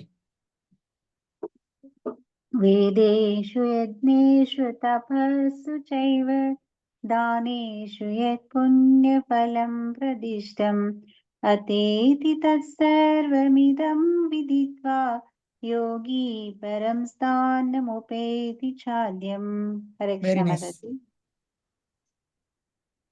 ನಾನಿಲ್ಲ ಮಾತಾಜಿ. ಹಾ ವೇದೇಶು ಯಜ್ಞೇಶು ತಪಸ್ಸು ಚೈವ ದಾನೇಶು ಯತ್ ಪುಣ್ಯಫಲಂ ಪ್ರದಿಷ್ಟಂ ಆತ್ಯೇತಿ ತತ್ಸರ್ವಮಿದಂ ವಿದಿತ್ವಾ ಯೋಗಿ ಪರಂ ಸ್ಥಾನಮುಪೈತಿ ಚಾದ್ಯಂ. Very nice. ಧನ್ಯವಾದ ಮಾತಾಜಿ. ಹರೇ ಕೃಷ್ಣ ಮಾತಾಜಿ. ವೇದೇಶು ಯಜ್ಞೇಶು ತಪಸ್ಸು ಚೈವ ದಾನೇಶು ಯತ್ ಪುಣ್ಯಫಲಂ ಪ್ರದಿಷ್ಟಂ ಅತ್ತೇತಿ ತತ್ಸರ್ವಮಿದಂ ವಿದಿತ್ವಾ ಯೋಗಿ ಪರಂ ಸ್ಥಾನಮುಪೈತಿ ಚಾದ್ಯಂ. Very good, very nice. Nishanta ಮಾತಾಜಿ, ಹರೇ ಕೃಷ್ಣ ಇದ್ದೀರಾ?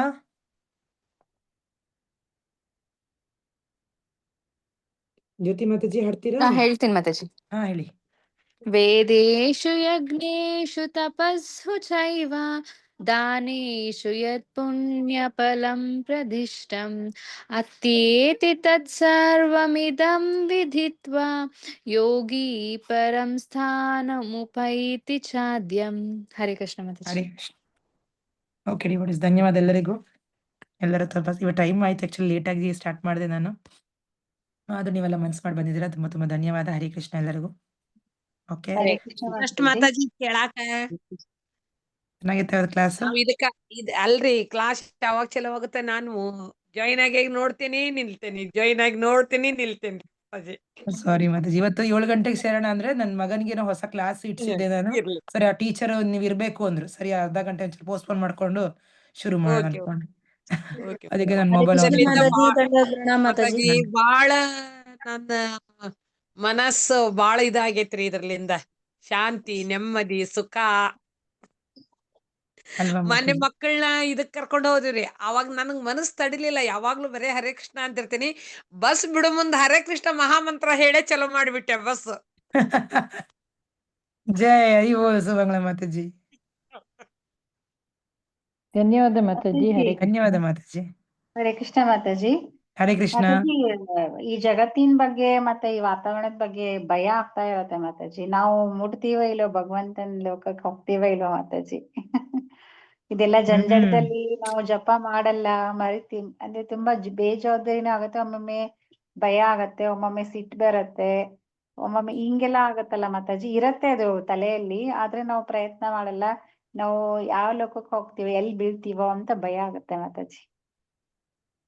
ಏನ್ ಮಾಡೋದು ಮಾತಾಜಿ, ನಾವು ಭಯ ಪಡ್ಕೊಳ್ಳೇಬೇಕು. ಈ ಭೌತಿಕ ಪ್ರಪಂಚ ಅಂದ್ರೆ ಭಯ ಇರ್ಲೇಬೇಕು ನಮಗೆ. ಭಯ ಪಡ್ಕೊಳ್ದೆ ಹೋದ್ರೆ ಯೋಚನೆ ಪಡ್ಬೇಕಾಗತ್ತೆ. ಭಯ ಇದ್ರೆ ಒಳ್ಳೇದೇ, ಆದ್ರೆ ಅದಕ್ಕೆ ನಾವು ಆಕ್ಷನ್ ತಗೋಬೇಕು. ಸುಮ್ನೆ ಭಯ ಪಡ್ಕೊಂಡ್ರೆ, ಈಗ ಸ್ಟೂಡೆಂಟ್ಗೆ, ವಿದ್ಯಾರ್ಥಿಗೆ ಭಯ ಆಗತ್ತೆ, ಬಟ್ ಓದ್ದೇ ಹೋದ್ರೆ ಫೇಲ್ ಆಗೇ ಆಗ್ತಾನ ಅವನು, ಅಲ್ವಾ? ಹೌದು ಮಾತಾಜಿ. ಓದ್ಲೇಬೇಕು.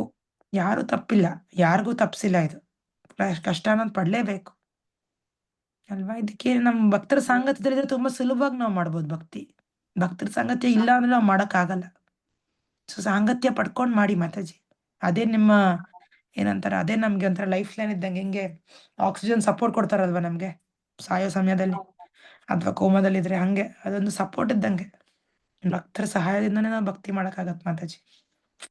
ಇಲ್ಲ ಈ ಮೂವ್ಮೆಂಟ್ ಇಲ್ದೆ ಹೋಗಿದ್ರೆ ಯಾರು ಭಕ್ತಿ ಮಾಡಕ್ ಆಗ್ತಿರ್ಲಿಲ್ಲ ಮಾತಾಜಿ. ನನ್ ಕೆಲಂತೂ ಆಗ್ತಿರ್ಲಿಲ್ಲ. ನಿಮ್ಮೆಲ್ಲ ಭಕ್ತರನ್ನ ನೋಡಿದ್ರೇನೆ ನಾನ್ ಭಕ್ತಿ ಮಾಡ್ತೀನಿ, ಹಂಗೆ. ಸೊ ಭಕ್ತರ ಸಹಾಯದಿಂದನೇ ಭಕ್ತರಾಗೋದು. ಭಕ್ತರು ಬೇಕು ಮಾತಾಜಿ ನಮ್ಗೆ. ಭಕ್ತರ ಒಂದು ಸಾಂಗತ್ಯ ಬೇಕು. ಭಕ್ತರನ್ನ ಫ್ರೆಂಡ್ಸ್ ಮಾಡ್ಕೊಳ್ಳಿ, ಭಕ್ತರ ಜೊತೆ ಮಾತಾಡಿ ನೀವು, ಅವಾಗ ನಿಮ್ಗೆ ಶಕ್ತಿ ಸಿಗತ್ತೆ ನೋಡಿ. ಹಾ ಮಾತಾಜಿ. ಓಕೆ ಮಾತಾಜಿ. ಸರಿ ಮಾತಾಜಿ. ಮಾತಾಜಿ, ಅದು ಇಟ್ಟಿಗೆ ಕೊಡೋದು ಅಂದ್ರಲ್ಲ ಮಾತಾಜಿ, ಅದು ಹಿಂಗೆ ನಾನು ಅಮೌಂಟ್ ನಿಮಗೆ ಕಳ್ಸ್ಕೊಡ್ತೀನಿ. ಅದನ್ನ ನಿಮ್ಗೆ ಸ್ಕ್ಯಾನ್ ಕೋಡ್ ಕಳ್ಸ್ಕೊಡ್ತೀನಿ, ಅಲ್ಲಿ ಕಳ್ಸಿ ನೀವು ನಮ್ ದೇವಸ್ಥಾನ. ಮಾತಾಜಿ. ಹಾ ಮಾತಾಜಿ. ಮತ್ತೆ ಯಾರ್ಯಾರು ಭಾಗವತಂ ತಗೊಳ್ಳೋರು ಇದ್ರೆ, ಅಂದ್ರೆ ತಿಂಗಳ ಒಂದ್ ಸ್ವಲ್ಪ ಹಿಂಗೆ ಸ್ಪಾನ್ಸರ್ ಮಾಡ್ತೀನಿ ಮಾತಾಜಿ. ಒಟ್ಟಿಗೆ ಮಾಡ್ಲಿಕ್ಕೆ ಆಗಲ್ಲ. ಯಾರಾದ್ರೂ ಇದ್ರೆ ಹೇಳಿ ಮಾತಾಜಿ, ನಾನು ತಿಂಗಳ ಸ್ವಲ್ಪ ಸ್ಪಾನ್ಸರ್ ಮಾಡ್ತೀನಿ ಮಾತಾಜಿ. ಆಯ್ತು, ನಾನು ಹೇಳ್ತೀನಿ ಮಾತಾಜಿ. ಭಾಗವತಂ ಸೆಟ್. ಹಾ ಮಾತಾಜಿ ಅವರು. ಮಾತಾಜಿ ಭಾಗವತಂ ನಾನು ಮಾತಾಜಿ ಓದ್ಲಿಕ್ಕತ್ತೇನ್ರಿ ಮಾತಾಜಿ. ನೀವು ಈಗ ಭಾಗವತ ಓದೋಕ್ ಶುರು ಮಾಡಿದ್ರ? ವೆರಿ ಗುಡ್ ಮಾತಾಜಿ, ವೆರಿ ಗುಡ್. ಪ್ರಸ್ತಾವನೆ ಸ್ಟಾರ್ಟ್ ಮಾಡಿದ್ದೇನ್ರಿ ಮಾತಾಜಿ. ವೆರಿ ನೈಸ್, ವೆರಿ ನೈಸ್ ಮಾತಾಜಿ. ನಾವು ಈಗ 8ನೇ ಅಧ್ಯಾಯ ಮಾಡ್ತಾ ಇದೀವಲ್ವಾ, 8ನೇ ಅಧ್ಯಾಯ ಆಗಿನೇ ನಾವು ಪೂರ್ತಿ ಭಗವದ್ಗೀತಾ ಕಂಪ್ಲೀಟ್ ಮಾಡಾದ್ಮೇಲೆ ವಿವರಣೆ, ಅದಾದ್ಮೇಲೆ ಭಾಗವತ ವಿವರಣೆ ಸ್ಟಾರ್ಟ್ ಮಾಡ್ತೀವಿ. ಓಕೆ ಓಕೆನಾ? ಮಾತಾಜಿ. ಪ್ರತಿ ಸರಿ ಮಾತಾಜಿ, ವಾರದಲ್ಲಿ ಒಂದ್ ದಿವಸ ಭಗವದ್ಗೀತೆ ಮೊದಲು ಸ್ಟಾರ್ಟಿಂಗ್ ಏನು ಅರ್ಥ ಆಗ್ಲಿಲ್ಲ. ನಾನು ಓದಿದ್ರ ಅರ್ಥ ಆಗ್ಲಿಲ್ಲ. ಪದೇ ಕ್ಲಾಸ್ ಕೇಳಾಕತ್ನಿಲ್ಲ. ಈಗೆಲ್ಲ ಎಸ್ ಮಾತಾಜಿ. ನಾವು ಓದ್ರೆ ಅರ್ಥ ಆಗಲ್ಲ ಮಾತಾಜಿ. ಇದು ನಾವು ಓದಿ ಕೇಳಿ ತಿಳ್ಕೊಂಡು ಇನ್ನೂ ಎಷ್ಟೋ ಸರಿ ಓದ್ಮೇಲೆ ಅರ್ಥ ಆಗೋದು. ನಾನು ಭಗವದ್ಗೀತಾ ಎಷ್ಟು ಇವಾಗ 12ನೇ ಬ್ಯಾಚ್ ಅಲ್ವಾ ಇವಾಗ ನಡೀತಾ ಇರೋದು. 12 ಬ್ಯಾಚ್ ಕ್ಲಾಸ್ ಕೊಟ್ಟಿ ಓದಿ ಇವಾಗ ಭಗವದ್ಗೀತೆ ಸ್ವಲ್ಪ ಸಾರ ಅರ್ಥ ಆಗತ್ತೆ. ಇವಾಗ ಭಗವಂತ ಅವ್ರು ಹೇಳಿದ್ರಲ್ವಾ ಪ್ರಭುಪಾದ, ಓದ್ಬೇಕಾದ್ರೆ ನಮ್ಗೆ ಎಷ್ಟು ಸುಖ, ಎಷ್ಟು ಖುಷಿ ಬರುತ್ತೆ, ಎಷ್ಟು ಮನ್ಸು ಹರ್ಷ ಆಗತ್ತೆ ಅಂತ. ಇವಾಗ ಹರ್ಷ ಸಿಗ್ತಾ ಇದೆ ನನಗೆ. ಮುಂಚೆ ಎಲ್ಲ ಒಣ ಅನ್ಸುತ್ತೆ. ಏನ್ ಈ ಪದಗಳೇನು, ಈ ವ್ಯಕ್ತ ಏನೋ ಅವ್ಯಕ್ತ ಏನೋ ಭಯ ಆಗ್ತಿತ್ತು ಪದಗಳು ಓದಕ್ಕೆ. ಇವಾಗ ಓದ್ತಾ ಇದ್ರೆ ಎಲ್ಲ ಅರ್ಥ ಇನ್ನೂ ಕೃಷ್ಣ ಕಾಣಿಸ್ಕೊತಾನೆ, ಇನ್ನೂ ಸಿಗ್ತಾನೆ, ಜಾಸ್ತಿ ಹತ್ರ ಆಗತ್ತೆ. ಹರೇ ಕೃಷ್ಣ ಮಾತಾಜಿ. ಯಾವ ಲೀಲೆ ನಮ್ ಜೀವನದಲ್ಲಿ ಹೆಂಗ್ ಲೀಲೆ ಮಾಡ್ತಾನೋ ಗೊತ್ತಾಗಲ್ರಿ ಮಾತಾಜಿ. ಯಾಕಂದ್ರ ನನಗ್ ಆಗಿದ್ದಿದ್ದು ಅನುಭವ. ಯಾಕಂದ್ರೆ ಮೊನ್ನೆ ಜುಲೈ 31 ರೀ ನಂದ ರಿಟೈರ್ಮೆಂಟ್. ಆದ್ರ ಏಪ್ರಿಲ್ ಒಳಗ್ ತನಕ ನನಗ ಮುಂದ ಅವಕಾಶ ಮಾಡಿಕೊಟ್ರ ಮಾಡಾಕ. ಹಾ ಹಾ ಹಾ ಹಾ ಯಾರಿಗೂ ಸನ್ಮಾನ ಮಾಡಿಲ್ಲ ಮಾತಾಜಿ. ಮೊನ್ನೆ ನಮ್ದು ಎಲ್ಲಿ ಸಂಸ್ಥಾಪನಾ ದಿನಾಚರಣೆ ದಿವಸ ಅಲ್ಲೆಲ್ಲಾ ಕಾಲೇಜ್ ಇದ್ರೊಳಗ ಸನ್ಮಾನ ಇಟ್ಕೊಂಡಿದ್ರು ಮಾತಾಜಿ. ಓ ಇದು ಹಾ ಎಲ್ಲರಿಗೂ ಆಶ್ಚರ್ಯ ಆಯ್ತು. ನನಗ್ ಕೇಳಿದ್ರು ಇದೆಲ್ಲಾ ಕೃಷ್ಣನ್ ಲೀಲೆ ಅಂದೆ. ಓ ವೆರಿ ನೈಸ್ ಮಾತಾಜಿ. ನೀವು ಕೃಷ್ಣನಿಗೆ ಕೊಟ್ಟ ಕ್ರೆಡಿಟ್ ಸೂಪರ್ ಮಾತಾಜಿ. ಎಲ್ಲ ಕೃಷ್ಣನ್ ಮತ್ ದಯಿಂದ ಹೌದು ಏನಾರು ಮಾತಾಜಿ, ಆಗತ್ತೆ. 18 ವರ್ಷ ಆತ್ರಿ ಮಾತಾಜಿ ಆ ಇನ್ಸ್ಟಿಟ್ಯೂಟ್ ಅಲ್ಲಿ ನಾವ್ ಮಾಡಕತ್ತು. ಆದ್ರ ಹ್ಮ್ ಯಾರಿಗೂ ಈ ತರ ಮಾಡಿದ್ ಗೊತ್ತಿಲ್ಲ ನನಗ. ಅದಕ್ ಕೇಳಿದೆ ಹ್ಮ್ ನಾನು. ಅವ್ರೆಲ್ರೂ ಹ್ಮ್ ವಂಡರ್ ಆದ್ರು. ವಂಡರ್ ಆದ್ರೆ ವೆರಿ ನೈಸ್. ನೋಡಿದ್ರ ಎಲ್ಲ ಭಕ್ತರಿಗೆ ಕೃಷ್ಣ ಭಗವಂತನ್ ಯಾವಾಗ್ಲೂ ಲೀಲೆ, ಅನುಕೂಲ ಮಾಡ್ಕೊಡ್ತಾನೆ. ಭಗವಂತನ್ ಲೀಲೆ ಅಂದ್ಬಿಟ್ಟೆ ನಾನು. ಜೈ ಮಾತಾಜಿ ಜೈ. ಅದು ಅದು ಮಾತಂದ್ರೆ ಎಲ್ಲ ಕೃಷ್ಣನಿಗೆ ನಾವು ಕ್ರೆಡಿಟ್ ಕೊಡ್ಬೇಕು. ಏನೇ ನಮಗೆ ಮತ್ತೆ ಸಿಕ್ಕಿದ್ರು ಕೃಷ್ಣನಿಗೆ ಒಳ್ಳೇದು. ಗೀತಾ ಜಯಂತಿ ಇದೆಯಲ್ಲ ಮಾತಾಜಿ, 1ನೇ ಗೀತಾ ತಾರೀಕು ಗೀತಾ ಜಯಂತಿ ಇದೆ. ಹೌದು ಮಾತಾಜಿ. ಹಾ ನಾನೊಂದ್ ಭಗವದ್ಗೀತೆ ಇದೆ ಮಾತಾಜಿ. ಮನೇಲಿ 2-3 ಸೆಟ್ ಇದೆ, ಆದ್ರೂ ಒಂದ್ ತಗೋತೀನಿ ಮಾತಾಜಿ. ಹೌದು ಮಾತಾಜಿ. ಜೈ ಜೈ ಮಾತಾಜಿ. ತಗೊಂಡ್ ನೀವು ಕೊಡಿ, ಯಾರಿಗಾರ ನಿಮ್ ನೆಂಟ್ರಿಗೆ ಕೊಡಿ ಮಾತಾಜಿ ನೀವು. ಯಾರಾದ್ರೂ ಸಡನ್ ಆಗಿ ಕೇಳ್ತಾರ ಮಾತಾಜಿ ಬೇಕು ಅಂತ, ಅವಾಗ ಟೆಂಪಲ್ಗೆ ಹೋಗಿ ತಗೊಳಕ್ ಆಗಲ್ಲ. ಹಾ ಹಾ ನಾನು ಎಸ್ ಮಾತಾಜಿ. ಊರಲ್ಲಿ ಒಂದ್ ಇಟ್ಟಿದ್ದೀನಿ, ನನ್ ತವ್ರ ಮನೇಲಿ ಒಂದ್ ಇಟ್ಟಿದ್ದೀನಿ, ಗಂಡನ್ ಮನೇಲಿ ಒಂದ್ ಇಟ್ಟಿದ್ದೀನಿ, ನಾನ್ ಇರೋ ಕಡೆ ಒಂದ್ ಇಟ್ಕೊಂಡಿದೀನಿ.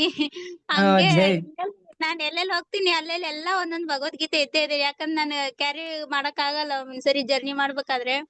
ಹಂಗಾಗಿ ನಾನು ಹೋದ ತಕ್ಷಣ ಮತ್ತೆ ಸ್ನಾನ ಮಾಡಿ ಅಲ್ಲಿರೋ ಭಗವದ್ಗೀತೆನ ಓದ್ತೀನಿ ಮಾತಾಜಿ. Very good Mataji. ಜೈ ಹರಿ ಬೋಲ್ ನಿಶಾಂತ ಮಾತಾಜಿ. ಓಕೆ ಸೊ ಇವತ್ತು ಮಾತಾಜಿ ಅನ್ನಪೂರ್ಣ ಯಾವಾಗಿದೆ ಮಾತಾಜಿನ ಮಾತಾಜಿ? ಮಾತಾಜಿ ಯಾವಾಗಿದೆ ಮಾತಾಜಿ ಗೀತಾ ಜಯಂತಿ ಮಾತಾಜಿ? 1ನೇ ತಾರೀಕು ಮಾತಾಜಿ. ಡಿಸೆಂಬರ್ 1. ಭಗವದ್ಗೀತೆ ಯಾರು ಡಿಸೆಂಬರ್ ತಗೊಳ್ತಾರ 1. ಹೇಳಿ ಮಾತಾಜಿ, ನಾನು ಎಸ್ ಕೊಡ್ತೀನಿ. ಎಸ್ ಹಾ ಹರಿ ಬೋಲ್. ಅನ್ನಪೂರ್ಣ ಮಾತಾಜಿ ಭಗವದ್ಗೀತೆ ಕೊಡಕ್ ತಯಾರಿದ್ದಾರೆ. ಈ ಭಾಗವತ ಸೆಟ್ ಕೊಡ್ತಿದ್ದಾರೆ. ಅಂಡ್ ನಮ್ ಟೆಂಪಲ್ ಕೂಡ ಸ್ಪಾನ್ಸರ್ಶಿಪ್ ಮಾಡ್ತಿದ್ದಾರೆ. ಹರಿ ಬೋಲ್ ಅನ್ನಪೂರ್ಣ ಮಾತಾಜಿ. ತುಂಬಾ ತುಂಬಾ ಧನ್ಯವಾದ. ಮುಂದೆ ಮಾತಾಜಿ, ಎಲ್ಲ ನೀವೇ ನಮ್ಗೆ inspiration Mataji. Thank you, Mataji. ಮುಂದೆ All bless ಕರ್ಕೊಂಡು my ಹೋಗ್ತಾ ಗುರುಮಾತಾಜಿ. ಇದ್ದೀರಾ ನಮ್ಮನ್ನ. ಭಾಗವತಂ ಸೆಟ್ ಎಷ್ಟಿದೆ ಮಾತಾಜಿ ಇವಾಗ ರೇಟು? ಒಂದ್ ವಿಚಾರ ಹೇಳ್ತೀನಿ ನಿಮ್ ಮಾತಾಜಿ. ಇದೆ ನಿಮ್ಮ ಹತ್ರ ಇದೆಯಾ ಮಾತಾಜಿ? ಮಾತಾಜಿ ನಮ್ ನನ್ನ ವಿಚಾರಿಸ್ಕೊತೀನಿ. ನಮ್ ಚಿಕ್ಕಪ್ಪಂದು ಒಂದು ಫಸ್ಟ್ ಕ್ಯಾಂಟು ಇತ್ತು ಮಾತಾಜಿ, ಫಸ್ಟ್ ಕ್ಯಾಂಟಲ್. ಕನ್ನಡ ಹ್ಮ್ ಫಸ್ಟ್ ಕ್ಯಾಂಟು ಇಟ್ಕೊಂಡಿದೀನಿ. ಅದೇನೋ ದೇವ್ರ ದಯದಿಂದ ಒಂದ್ಸರಿ ನಮ್ ಕುಲದೇವ್ರಿಗೆ ಹೋಗಿದ್ವಿ. ಕುಲದೇವ್ರಿಗೆ ಹೋದಾಗ ಅಲ್ಲಿ ಯಾರೋ ಭಾಗವತಂ ಸೆಟ್ ಇಟ್ಟೋಗಿದ್ದಾರೆ. ನನಗೆ ಸಿಗ್ಬೇಕಾದು ಹಾ ಪೂರ ಭಾಗವತ್. ಅದು ಏನಂದ್ರೆ ನಾನು ಅವತ್ತು ಬೇಜಾರ್ ಮಾಡ್ಕೊಂಡೆ. ನಾನು ಏನ್ ಅನ್ಕೋತಾರೋ ಏನೋ, ಅದು ಬೇರೆ ಎಷ್ಟು ಕಾಸ್ಟ್ಲಿ ಭಾಗವತಂ ಸೆಟ್ಟು. ಅಲ್ಲಿರೋರು ನಮ್ಗೆ ಬರ್ತಾ ಇದ್ರಲ್ಲ ಪೂಜಾರಿ ಆಂಟಿ, ಅವ್ರು ಇಲ್ಲಿ ಯಾರು ಇಷ್ಟೊಂದ್ ಬುಕ್ಸ್ ಇಟ್ಟೋಗಿದ್ದಾರೆ ಅಂತ ಹೇಳ್ತಾ ಇದ್ರು. ಹಂಗೆ ಹೌದಾ? ನಾನು ನಮ್ದು ಪ್ರಭುಪಾದರು ಬರ್ದಿರೋದ? ಪ್ರಭುಪಾದರ್ದೇ ಇಸ್ಕಾನದ್ ಮಾತಾಜಿ. ಓ ಪ್ರಭುಪಾದ್ರು ಬರ್ದಿರೋದೇ ಭಾಗವತಂ ಸೆಟ್ಟು. ನಾನ್ 4 ಭಾಗವತಂ ಬುಕ್ ಸೆಟ್ ಸಿಗ್ತಾ ತಗೊಂಡಿದ್ದೀನಿ. ನಿಮಗೆ ಎಲ್ಲೋ? ಒಬ್ಬೊಬ್ಬೊಬ್ಬ ನಾನು ತುಂಬಾ ನಾನು ಅದೃಷ್ಟವಂತರು ಮಾತಾಜಿ ನೀವು. ಅದೇ ನಾನೊಬ್ರು ಪ್ರಭುಜಿಗೆ ಹೇಳ್ದೆ, ನಾನ್ ತುಂಬಾ ಹುಚ್ಚಿ ಇದೀನಿ, ನಾನು ತಗೊಳೋದ ಫುಲ್ ತಗೊಂಡ್ಬಿಡ್ಬೇಕಿತ್ತು. ನಾನು ಭಯ ಪಟ್ಟು ಯಾರು ಬೇಕು ಅಂತ ಇಟ್ಟೋಗಿದಾರೆ ಏನೋ, ಬಂದು ವಾಪಸ್ ತಗೊಂಡ್ ಹೋಗ್ತಾರೆ ಏನೋ ಅಂತ ನಾನ್ ಹಿಂಗ್ ತಿಳ್ಕೊಂಡ್ ಏನ್ ಮಾಡ್ದೆ, ಬರೀ 4 ಬುಕ್ಸ್ ಮಾತ್ರ ಎತ್ಕೊಂಬಂದೆ ಮಾತಾಜಿ. ಅದಾದ್ರೂ ಮುಗಿಸ್ತೀನೋ ಇಲ್ವೋ, ಇನ್ನು ಫಸ್ಟ್ ಕ್ಯಾಂಟನ್ನು ಶುರು ಮಾಡಿಲ್ಲ. ನೋಡೋಣ ಅಂತ ಭಾಗ ಅಂದ್ರೆ ಮತ್ತೆ ಅವ್ರು ಸೆಕೆಂಡ್ ಯಾರು ಕ್ಯಾಂಟು. ನಿಮ್ ಫೋನ್ ಮಾಡಿದ್ರಾ? ನಿಮ್ ಸಂಪರ್ಕ ಮಾಡಿದ್ರಾ? ಇಲ್ಲ. ಇಲ್ಲ ಮಾತಾಜಿ, ನಾನ್ ನೆಕ್ಸ್ಟ್ ಟೈಮ್ ಹೋದಾಗ ನಾನ್ ಅನ್ಕೊಂಡೆ ಮೋಸ್ಟ್ಲಿ ಅದು ಯಾರಿಗಾದ್ರೂನು ಹಿಂಗೆ ಗಿಫ್ಟ್ ಆಗಿ ಕೊಡೋಕಂತಾನೆ ಅಲ್ಲಿ ಇಟ್ಟೋಗಿದಾರೇನೋ ಅಂತ ನನ್ಗೆ ಆಮೇಲೆ ಗೊತ್ತಾಯ್ತು. ನಾನ್ ಇನ್ನೊಂದ್ಸರಿ ಹೋದಾಗ ಅವ್ರಿಗೆ ಅದಿರ್ಲಿಲ್ಲ. ಕೇಳಿದೆ, ಬುಕ್ಸ್ ಇತ್ತು ಅಲ್ಲ ಎಲ್ಲಿ ಅನ್ನನ, ಅವ್ರು ಗೊತ್ತಿಲ್ಲ ಅವಾಗಿತ್ತು, ಯಾರ್ ತಗೊಂಡೋದ್ರೇನೋ ಗೊತ್ತಿಲ್ಲ ಅಂತ ಹೇಳಿದ್ರು. ಆದ್ರೂ ಇಲ್ಲೊಂದಿಷ್ಟು ಬುಕ್ಸ್ ಇದೆ ಅಂದ ತಕ್ಷಣ 10th ಕ್ಯಾಂಟು ಒಂದ್ ಸಿಕ್ತು ಮಾತಾಜಿ. ಮತ್ತೆ ಓ ಹ್ಮ್ 10th ರಾಮಚಂದ್ರ. ಕ್ಯಾಂಟು, ಆಮೇಲೆ ಭಗವದ್ಗೀತೆದು ಒಂದು ಮಕ್ಕಳಿಗಾಗಿ ಭಗವದ್ಗೀತೆ ಪ್ರಭುಪಾದರದೇ ಅದು ಒಂದು, ಆ ಓ ಇನ್ನೊಂದು ಯಾವ್ದೋ ಇದೆ ಮಾತಾಜಿ, ಅದೇ ಹೆಸರು ಗೊತ್ತಾಗ್ತಿಲ್ಲ. ಅದು ಒಂದ್ 3-4 ಬುಕ್ಸ್, ಚಿಕ್ಕ ಬುಕ್ಸ್, ಒಂದು 10th ಕ್ಯಾಂಟು ಒಂದ್ ಮತ್ತೆ ಸಿಕ್ತು. ಬಿಡದೆ ಯಾವ ಹುಡುಗ ಎಲ್ಲ ಹುಡುಕಿ ಟೆಂಪಲ್ ಎಲ್ಲ ಹುಡುಕಿ ತಗೊಂಡ್ ಬಂದ್ವಿ ಅವತ್ತು. ಮತ್ತೆ ಜೈ ಎಷ್ಟು ಮಾತಾಜಿ. ವೆರಿ ನನ್ಗೆ ನೈಸ್. ಕೃಷ್ಣ ಎಷ್ಟು ಹೆಲ್ಪ್ ಮಾಡ್ತಾರೆ ನಮ್ಗೆ ಮನ್ಸಲ್ಲಿ ಇಚ್ಛೆ ಇದ್ರೆ ಎಲ್ಲಿಂದನಾದ್ರೂ ಕೊಡಿಸ್ತಾರೆ. ಎಸ್ ಮಾತಾಜಿ. ಕೃಷ್ಣ ಎರಡೂ ರೀತಿಯಿಂದ ಹೆಲ್ಪ್ ಮಾಡ್ತಾನೆ. ಭೌತಿಕವಾಗ್ಲೂ ಹೆಲ್ಪ್ ಮಾಡ್ತಾನೆ, ಆಧ್ಯಾತ್ಮಿಕವಾಗ್ಲೂ ಹೆಲ್ಪ್ ಮಾಡ್ತಾನೆ. ಅವನಿಗೆಲ್ಲ ಮಾತಾಜಿ, ಗೊತ್ತು, ನಮ್ಮ ಮನ್ಸಲ್ಲಿರೋದೆಲ್ಲ ಅರ್ಥ ಆಗತ್ತೆ. ನಾನು ಪ್ರಭುಜಿಗೆ ಹೇಳ್ದೆ, ಬರೀ 4 ಬುಕ್ ತಗೊಂಬಂದಿದೀನಿ ಅಂತ ಹೇಳ್ದೆ. ನಮ್ದು ಮತ್ತದು ಓಮನ್ನದು ಬೆಳಿಗ್ಗೆ ಇರುತ್ ಮಾತಾಜಿ. ಅಂದ್ರೆ ತುಂಬಾ ವರ್ಷದಿಂದ ಅವ್ರ ಜೊತೆ ನಾನು ಕ್ಲಾಸ್ ಜಾಯಿನ್ ಆಗ್ತೀನಲ್ಲ, ಹಂಗಾಗಿ ಅವ್ರ ಜೊತೆ ಶೇರ್ ಮಾಡ್ಕೊಂಡೆ. ಅವ್ರು ಹೇಳಿದ್ರು, ಇದನ್ನೆಲ್ಲ 4 ಬುಕ್ಸ್ ಓದ್ ಮುಗಿಸ್ರಿ, ಅಷ್ಟೊತ್ತಿಗೆ ಕೃಷ್ಣ ಮತ್ತೇನಾದ್ರೂ ಅರೇಂಜ್ ಮಾಡ್ತಾರ ನಿಮಗ್ ನೆಕ್ಸ್ಟ್. ಹರಿ ಬೋಲ್ ಮಾತಾಜಿ. ನಿಜವಾಗ್ಲೂ ಮಾತಾಜಿ ಮೊದಲು ಓದ್ಬೇಕು, ಫಸ್ಟ್ ಶುರು ಮಾಡೋಣ ಭಗವದ್ಗೀತೆ ಮುಗಿದ್ಮೇಲೆ ಅಂತ ಅನ್ಕೊಂಡಿದ್ದೀನಿ. ಎಸ್, ಹಾ ಮಾತಾಜಿ, ವೆರಿ ಗುಡ್ ಮಾತಾಜಿ. ಜೈ. Thank you mataji. Okay devotees, Hari Krishna. So ಬಂದ್ಬಿಡಿ, ನಿಮ್ಗೆಲ್ರಿಗೂ ಗೊತ್ತಲ್ವಾ ದಂಡೋತ್ ಪ್ರಣಾಮ್ ಮಾತಾಜಿ. ಎಲ್ರಿಗೂ ಇಂಪಾರ್ಟೆಂಟ್ ಅನೌನ್ಸ್ಮೆಂಟ್ ಗೊತ್ತಲ್ಲ, ಎಲ್ಲ ಕಡೆ ನಾನು ಮೆಸೇಜ್ ಕಳ್ಸಿದ್ದೀನಿ. 22ನೇ ತಾರೀಕು ಶಿಕ್ಷಾ ಇರುತ್ತೆ. ಓಕೆ, ಸೊ 1 ರೌಂಡ್ ಆದ್ರೂ ಕನಿಷ್ಠ ಎಲ್ಲರೂ ತಗೊಳಕ್ಕೆ ಪ್ರಯತ್ನ ಮಾಡಿ. ಜ್ಯೋತಿ ಮಾತಾಜಿ, ನೀವ್ ಏನಾದ್ರು ತಗೊಂಡಿದ್ದೀರಾ ಇಲ್ಲಿವರೆಗೂ? ಹಾ ಜ್ಯೋತಿ, ಮಾತಾಜಿ, ನಾನು 8 ರೌಂಡ್ಸ್ ಇದ್ದೀನಿ ಮಾತಾಜಿ. 8 ರೌಂಡ್ಸ್ ಅಲ್ಲಿ ಇದ್ದೀರಾ? ಹಾ ಮಾತಾಜಿ. ಯಾರ ಹತ್ರ ತಗೊಂಡಿದ್ದೀರಾ ನೀವು? ಮಾತಾಜಿ, ನಾನು ಇಲ್ಲಿ ಶಿವನಗರ ಪ್ರಾಕ್ಟೀಸ್ ಮಾಡ್ತಿದ್ದೆ, ಅಲ್ಲಿಂದ ಭಕ್ತಿ ಕುಟೀರ್ ಅಂತ ಅಂದ್ಬಿಟ್ಟು, ಭಕ್ತಿ ಕುಟೀರ್ ಅಂತ. ಓಕೆ, ಇಸ್ಕಾನ್ ಭಕ್ತಿ ಕುಟೀರ್ ಅಂತ. ಫೈನ್, ಹಾ ಮಾತಾಜಿ. Very nice. ಎಸ್, ಇನ್ಯಾರು ಮಿಸ್ ಮಾಡಿದ್ದೀನಾ? ಉಮಾದೇವಿ ಮಾತಾಜಿ, ಹರಿ ಕೃಷ್ಣ. ಮಾತಾಜಿ, ನೀವು ಯಾವ ಲೆವೆಲ್ಗೂ ತಗೊಂಡಿದ್ದೀರಾ? ಅನ್ನಪೂರ್ಣ ಮಾತಾಜಿ ನಿಮ್ ತಾಯಿ ಅಲ್ವಾ? ನಮ್ 8 ತಾಯಿ ರೌಂಡ್, 4 ರೌಂಡ್ ತಗೊಂಡಿದ್ದಾರಾ? ಅವ್ರು ಇನ್ನೂ ಯಾವ್ದು ಹಾಕಿಲ್ಲ, ಅವ್ರದ್ದು ಹೆಸರು ಹಾಕಿ ನಾನು ಹಾಕ್ಲಾ ಮಾತಾಜಿ. 4 ರೌಂಡ್ ಅಂತ ಒಂದ್ ರೌಂಡ್ ತಗೊಳಕ್ ಹೇಳಿ ಅವ್ರಿಗೆ. ಫಸ್ಟ್ 1 ರೌಂಡ್ ತಗೊಳ್ಳಿ. ಹಾಕ್ತೀನಿ ಮಾತಾಜಿ. 1 ರೌಂಡ್ ತಗೊಳ್ಳಿ, ಪ್ರತಿನಿತ್ಯ 1 ರೌಂಡ್ ಜಪ ಮಾಡ್ಲಿ. ಸರಿ ಮಾತಾಜಿ, ನಾನು ಅದು ಹಾಕ್ತೀನಿ. ನಾನು 4 ರೌಂಡ್ ಅಂತ ಹಾಕಿದೀನಿ ಮಾತಾಜಿ, ಕಳ್ಸಿದೀನಿ ಮತ್ತೆ. 4 ರೌಂಡ್ಸ್ ಡೈಲಿ ರೆಗ್ಯುಲರ್ ಆಗಿ ಮಾಡಿ ಮಾತಾಜಿ. ಎಸ್, ಹಾ ಮಾತಾಜಿ. ಓಕೆ ಡಿವೋಟೀಸ್, ಎಲ್ಲರಿಗೂ ತುಂಬಾ ತುಂಬಾ ಧನ್ಯವಾದ. ಇವತ್ತು ಏಕಾದಶಿ, ನಾಳೆ ದ್ವಾದಶಿ. ಸೊ ತುಂಬಾ ಒಳ್ಳೆ ದಿವಸ ಇವತ್ತು. ಸೊ ಎಲ್ಲರೂ ಇವತ್ತು ಶ್ರವಣ ಮಾಡಿದ್ವಿ ನಾವು, ಭಗವದ್ಗೀತೆ ಶ್ರವಣ. ಸೊ ತುಂಬಾ ಅದೃಷ್ಟ ನಮ್ಮೆಲ್ಲರದು ಇತ್ತು. ಓಕೆನಾ? ಸೊ ಎಲ್ಲರೂ ಜಪ ಮಾಡಿ, ಇವತ್ತು ಎಲ್ಲ ಹೆಚ್ಚು ರೌಂಡ್ಸ್ ಮಾಡಕ್ ಪ್ರಯತ್ನ ಮಾಡಿ. ಹರೇ ಕೃಷ್ಣ ಮಾಮಂತ್ರ ನೀವು ಎಷ್ಟು ಮಾಡ್ತಿದ್ದೀರೋ ಅದಕ್ಕಿಂತ 1 ರೌಂಡ್ ಹೆಚ್ಚು ಮಾಡಿ ಇವತ್ತು. ಓಕೆನಾ? 1 2 ನಿಮ್ ಕೈಲಾದಷ್ಟು. ಎಸ್, ಎಲ್ಲರಿಗೂ ಚಪ್ಪಾಣಲ್ಲಿ ಪ್ರೋಗ್ರಾಮು. ವಂಚಕಲ್ಪತರುಭ್ಯಶ್ಚ ಕೃಪಾ ಸಿಂಧುಭ್ಯೇವ ಚ ಪತಿತಾನಾಂ ಪಾವನೇಭ್ಯೋ ವೈಷ್ಣವೇಭ್ಯೋ ನಮೋ ನಮಃ. ಅನಂತ ಕೋಟಿ ವೈಷ್ಣವೃಂದ ಕಿ ಜೈ. ಜಗದ್ಗುರು ಶ್ರೀಲ ಪ್ರಭುಪಾದ್ ಕಿ ಜೈ. ಗ್ರಂಥ ಶ್ರೀಮದ್ ಭಗವದ್ಗೀತಾ ಕಿ ಜೈ. ಸೊ ಮುಂದಿನ ಅಧ್ಯಾಯ ಬಂದ್ಬಿಟ್ಟು 9ನೇ ಅಧ್ಯಾಯ. ತುಂಬಾ ಮುಖ್ಯವಾದ ಅಧ್ಯಾಯ ಅದು. 9ನೇ ಅಧ್ಯಾಯ ಅಂತೂ ಬೆಸ್ಟ್ ಅಧ್ಯಾಯ. ಅದು ತುಂಬಾ ಚೆನ್ನಾಗಿರುತ್ತೆ, ಅದು ಮಿಸ್ ಮಾಡ್ಬಿಡಿ. ಅದು 9ನೇ ಅಧ್ಯಾಯಗಳಿಗಿಡೋದು. ಓಕೆ, ಬರೋ ವಾರ ನಾವೇನ್ ಮಾಡೋಣ, ಇನ್ನೊಂದಿಷ್ಟು ರೀಡಿಂಗ್ ಮಾಡ್ಬೇಕು. ಇವತ್ತು ಮಧ್ಯಾಹ್ನ ನಾವು 5ನೇ ಅಧ್ಯಾಯ ಮುಗಿಸಿದ್ವಿ ಓದ್ಬಿಟ್ಟು. ಓಕೆನಾ? ಭಗವದ್ಗೀತಾ 5ನೇ ಅಧ್ಯಾಯ, ನಿಶಾಂತ ಮಾತಾಜಿ ನೋಟ್ ಮಾಡ್ಕೊಳ್ಳಿ. 5ನೇ ಅಧ್ಯಾಯ ಮುಗಿಸಿದ್ವಿ ನಾವು. ಪ್ರಶ್ನೆ ಉತ್ತರನೂ ಸ್ವಲ್ಪ ಚರ್ಚೆ ಮಾಡಿದ್ವಿ. ಅಲ್ಲಿ ಕೆಲವೊಂದು 2-3 ಪ್ರಶ್ನೆಗಳಿಗೆ ನಾನೇ ಉತ್ತರ ಕಳಿಸ್ಕೊಡ್ತೀನಿ ಅಂತ ಹೇಳಿದೆ ನಾನು. ಅದನ್ನ ಕಳಿಸ್ಕೊಡ್ತೀನಿ, ನಾನು ಇವತ್ತು ರಾತ್ರಿ ಕಳಿಸ್ತೀನಿ, ಆಯ್ತಾ? ಸೊ ಇನ್ನು 6ನೇ ಅಧ್ಯಾಯ ಒಂದು ಓದ್ಬೇಕು ನಾವು. ಆಮೇಲೆ ಅನುಪಮ ಉಡುಗೊರೆ ಪುಸ್ತಕ ಒಂದು ಓದ್ಬಿಟ್ಟು ನಾವು ಪೇಪರ್ ಬರೆದು ಮುಗಿಸ್ಬೇಕು. ಓಕೆ, ಸೊ ಮಾತಾಜಿ ಬುಧವಾರ ಗುರುವಾರ ಒಳಗೆ ಬರ್ದ್ಬಿಟ್ಟು ಕಳ್ಸಕ್ ಪ್ರಯತ್ನ ಮಾಡಿ. ಸುಧಾ ಮಾತಾಜಿ ಹೆಲ್ಪ್ ತಗೊಳ್ಳಿ ನೀವು. ಹಾ ಮಾತಾಜಿ. ಅವ್ರಿಗೆ ಫೋನ್ ಮಾಡಿ. ಅವ್ರ ನಂಬರ್ ಇದೆ ಅಲ್ವಾ ನಿಮ್ಮ ಹತ್ರ? ಹಾ ಮಾತಾಜಿ, ಗ್ರೂಪ್ ಅಲ್ಲಿ ಇದೆ, ಅವ್ರಿಗೆ ಕಾಲ್ ಮಾಡಿ ಫೋನ್ ಮಾಡಿ ಮಾತಾಡಿ. ನೀವು ಬರೆಯಕ್ ಶುರು ಮಾಡ್ಕೊಳ್ಳಿ. ಹಾ, ಬುಧವಾರದೊಳಗ್ ಕಳಿಸ್ತೀನಿ ಮಾತಾಜಿ. ಕಳ್ಸಿ. ಈ ಸರಿ ತಗೊಳ್ಳಿ ಕೃಷ್ಣ ಸಾಧಕ. ತಗೋತೀನಿ ಮಾತಾಜಿ. ಅಂದ್ರೆ ಏನಂದ್ರೆ ಸ್ವಲ್ಪ ನಾವು ಮನೆ ಅದು ಚೇಂಜ್ ಮಾಡಿದ್ವಿ, ಊರಿಗೆ ಹೋಗಿದ್ವಿ ಮಾತಾಜಿ. ಅದೇ ಊರಲ್ಲಿ ಅಜ್ಜಿ ತೀರ್ಕೊಂಡಿದ್ರಲ್ಲ, ಹಂಗಾಗಿ ಅಲ್ಲೇ ಸ್ವಲ್ಪ ಜಾಸ್ತಿ ದಿನ ಹೋಗ್ಬಿಡ್ತು. ಇಲ್ಲಿ ಬಂದ್ಮೇಲೆ 1 ವಾರದಲ್ಲಿ ಮನೆ ಚೇಂಜ್ ಮಾಡಿದ್ವಿ. ಮನೆ ಶಿಫ್ಟಿಂಗ್ ಅಂದ್ಮೇಲೆ ಕೆಲ್ಸ ಎಲ್ಲ ನಮ್ಮನೆಯವರು ಡ್ಯೂಟಿಗೆ ಹೋಗ್ಬಿಡೋರು. ಎಲ್ಲ ಸಾಮಾನ್ ಇಟ್ಬಿಟ್ಟು ನಿನ್ಗೆ ಹೆಂಗ್ ಬೇಕು ಹಂಗ್ ಜೋಡಿಸ್ಕೊ ಅಂತ ಅವ್ರ ಡ್ಯೂಟಿಗೆ ಹೋಗೋರು. ಮನೇನು ಜೋಡಿಸ್ಕೋಬೇಕು, ಮತ್ತೆ ಆಮೇಲೆ ಟೈಮ್ ತಗೊಳ್ಳಿ. ನೀವು ಟೈಮ್ ತಗೊಂಡು ಕಳಿಸಿ ಮಾತಾಜಿ, ತೊಂದರೆ ಇಲ್ಲ. ನಾನು ಅದೇ ಬರೀತೀನಿ. ನನಗೆ ಬೇಗ ಬೇಗ ಆನ್ಸರ್ ಸಿಕ್ಕರೆ ಬೇಗ ಬೇಗ ಮುಗಿಸ್ತೀನಿ ಮಾತಾಜಿ. ಸುಧಾ ಮಾತಾಜಿ ಹತ್ರ ತಗೊಳಿಸ್ಕೊಳ್ಳಿ. ನಿಮ್ಗೆ ಏನಾದ್ರು ಸಿಗ್ಲಿಲ್ಲ ಅಂದ್ರೆ ನಂಗೆ ಕೇಳಿ, ನಾನು ಹೇಳ್ತೀನಿ ನಿಮಗೆ. ಹಾ ಸರಿ ಮಾತಾಜಿ. Thank you Mataji.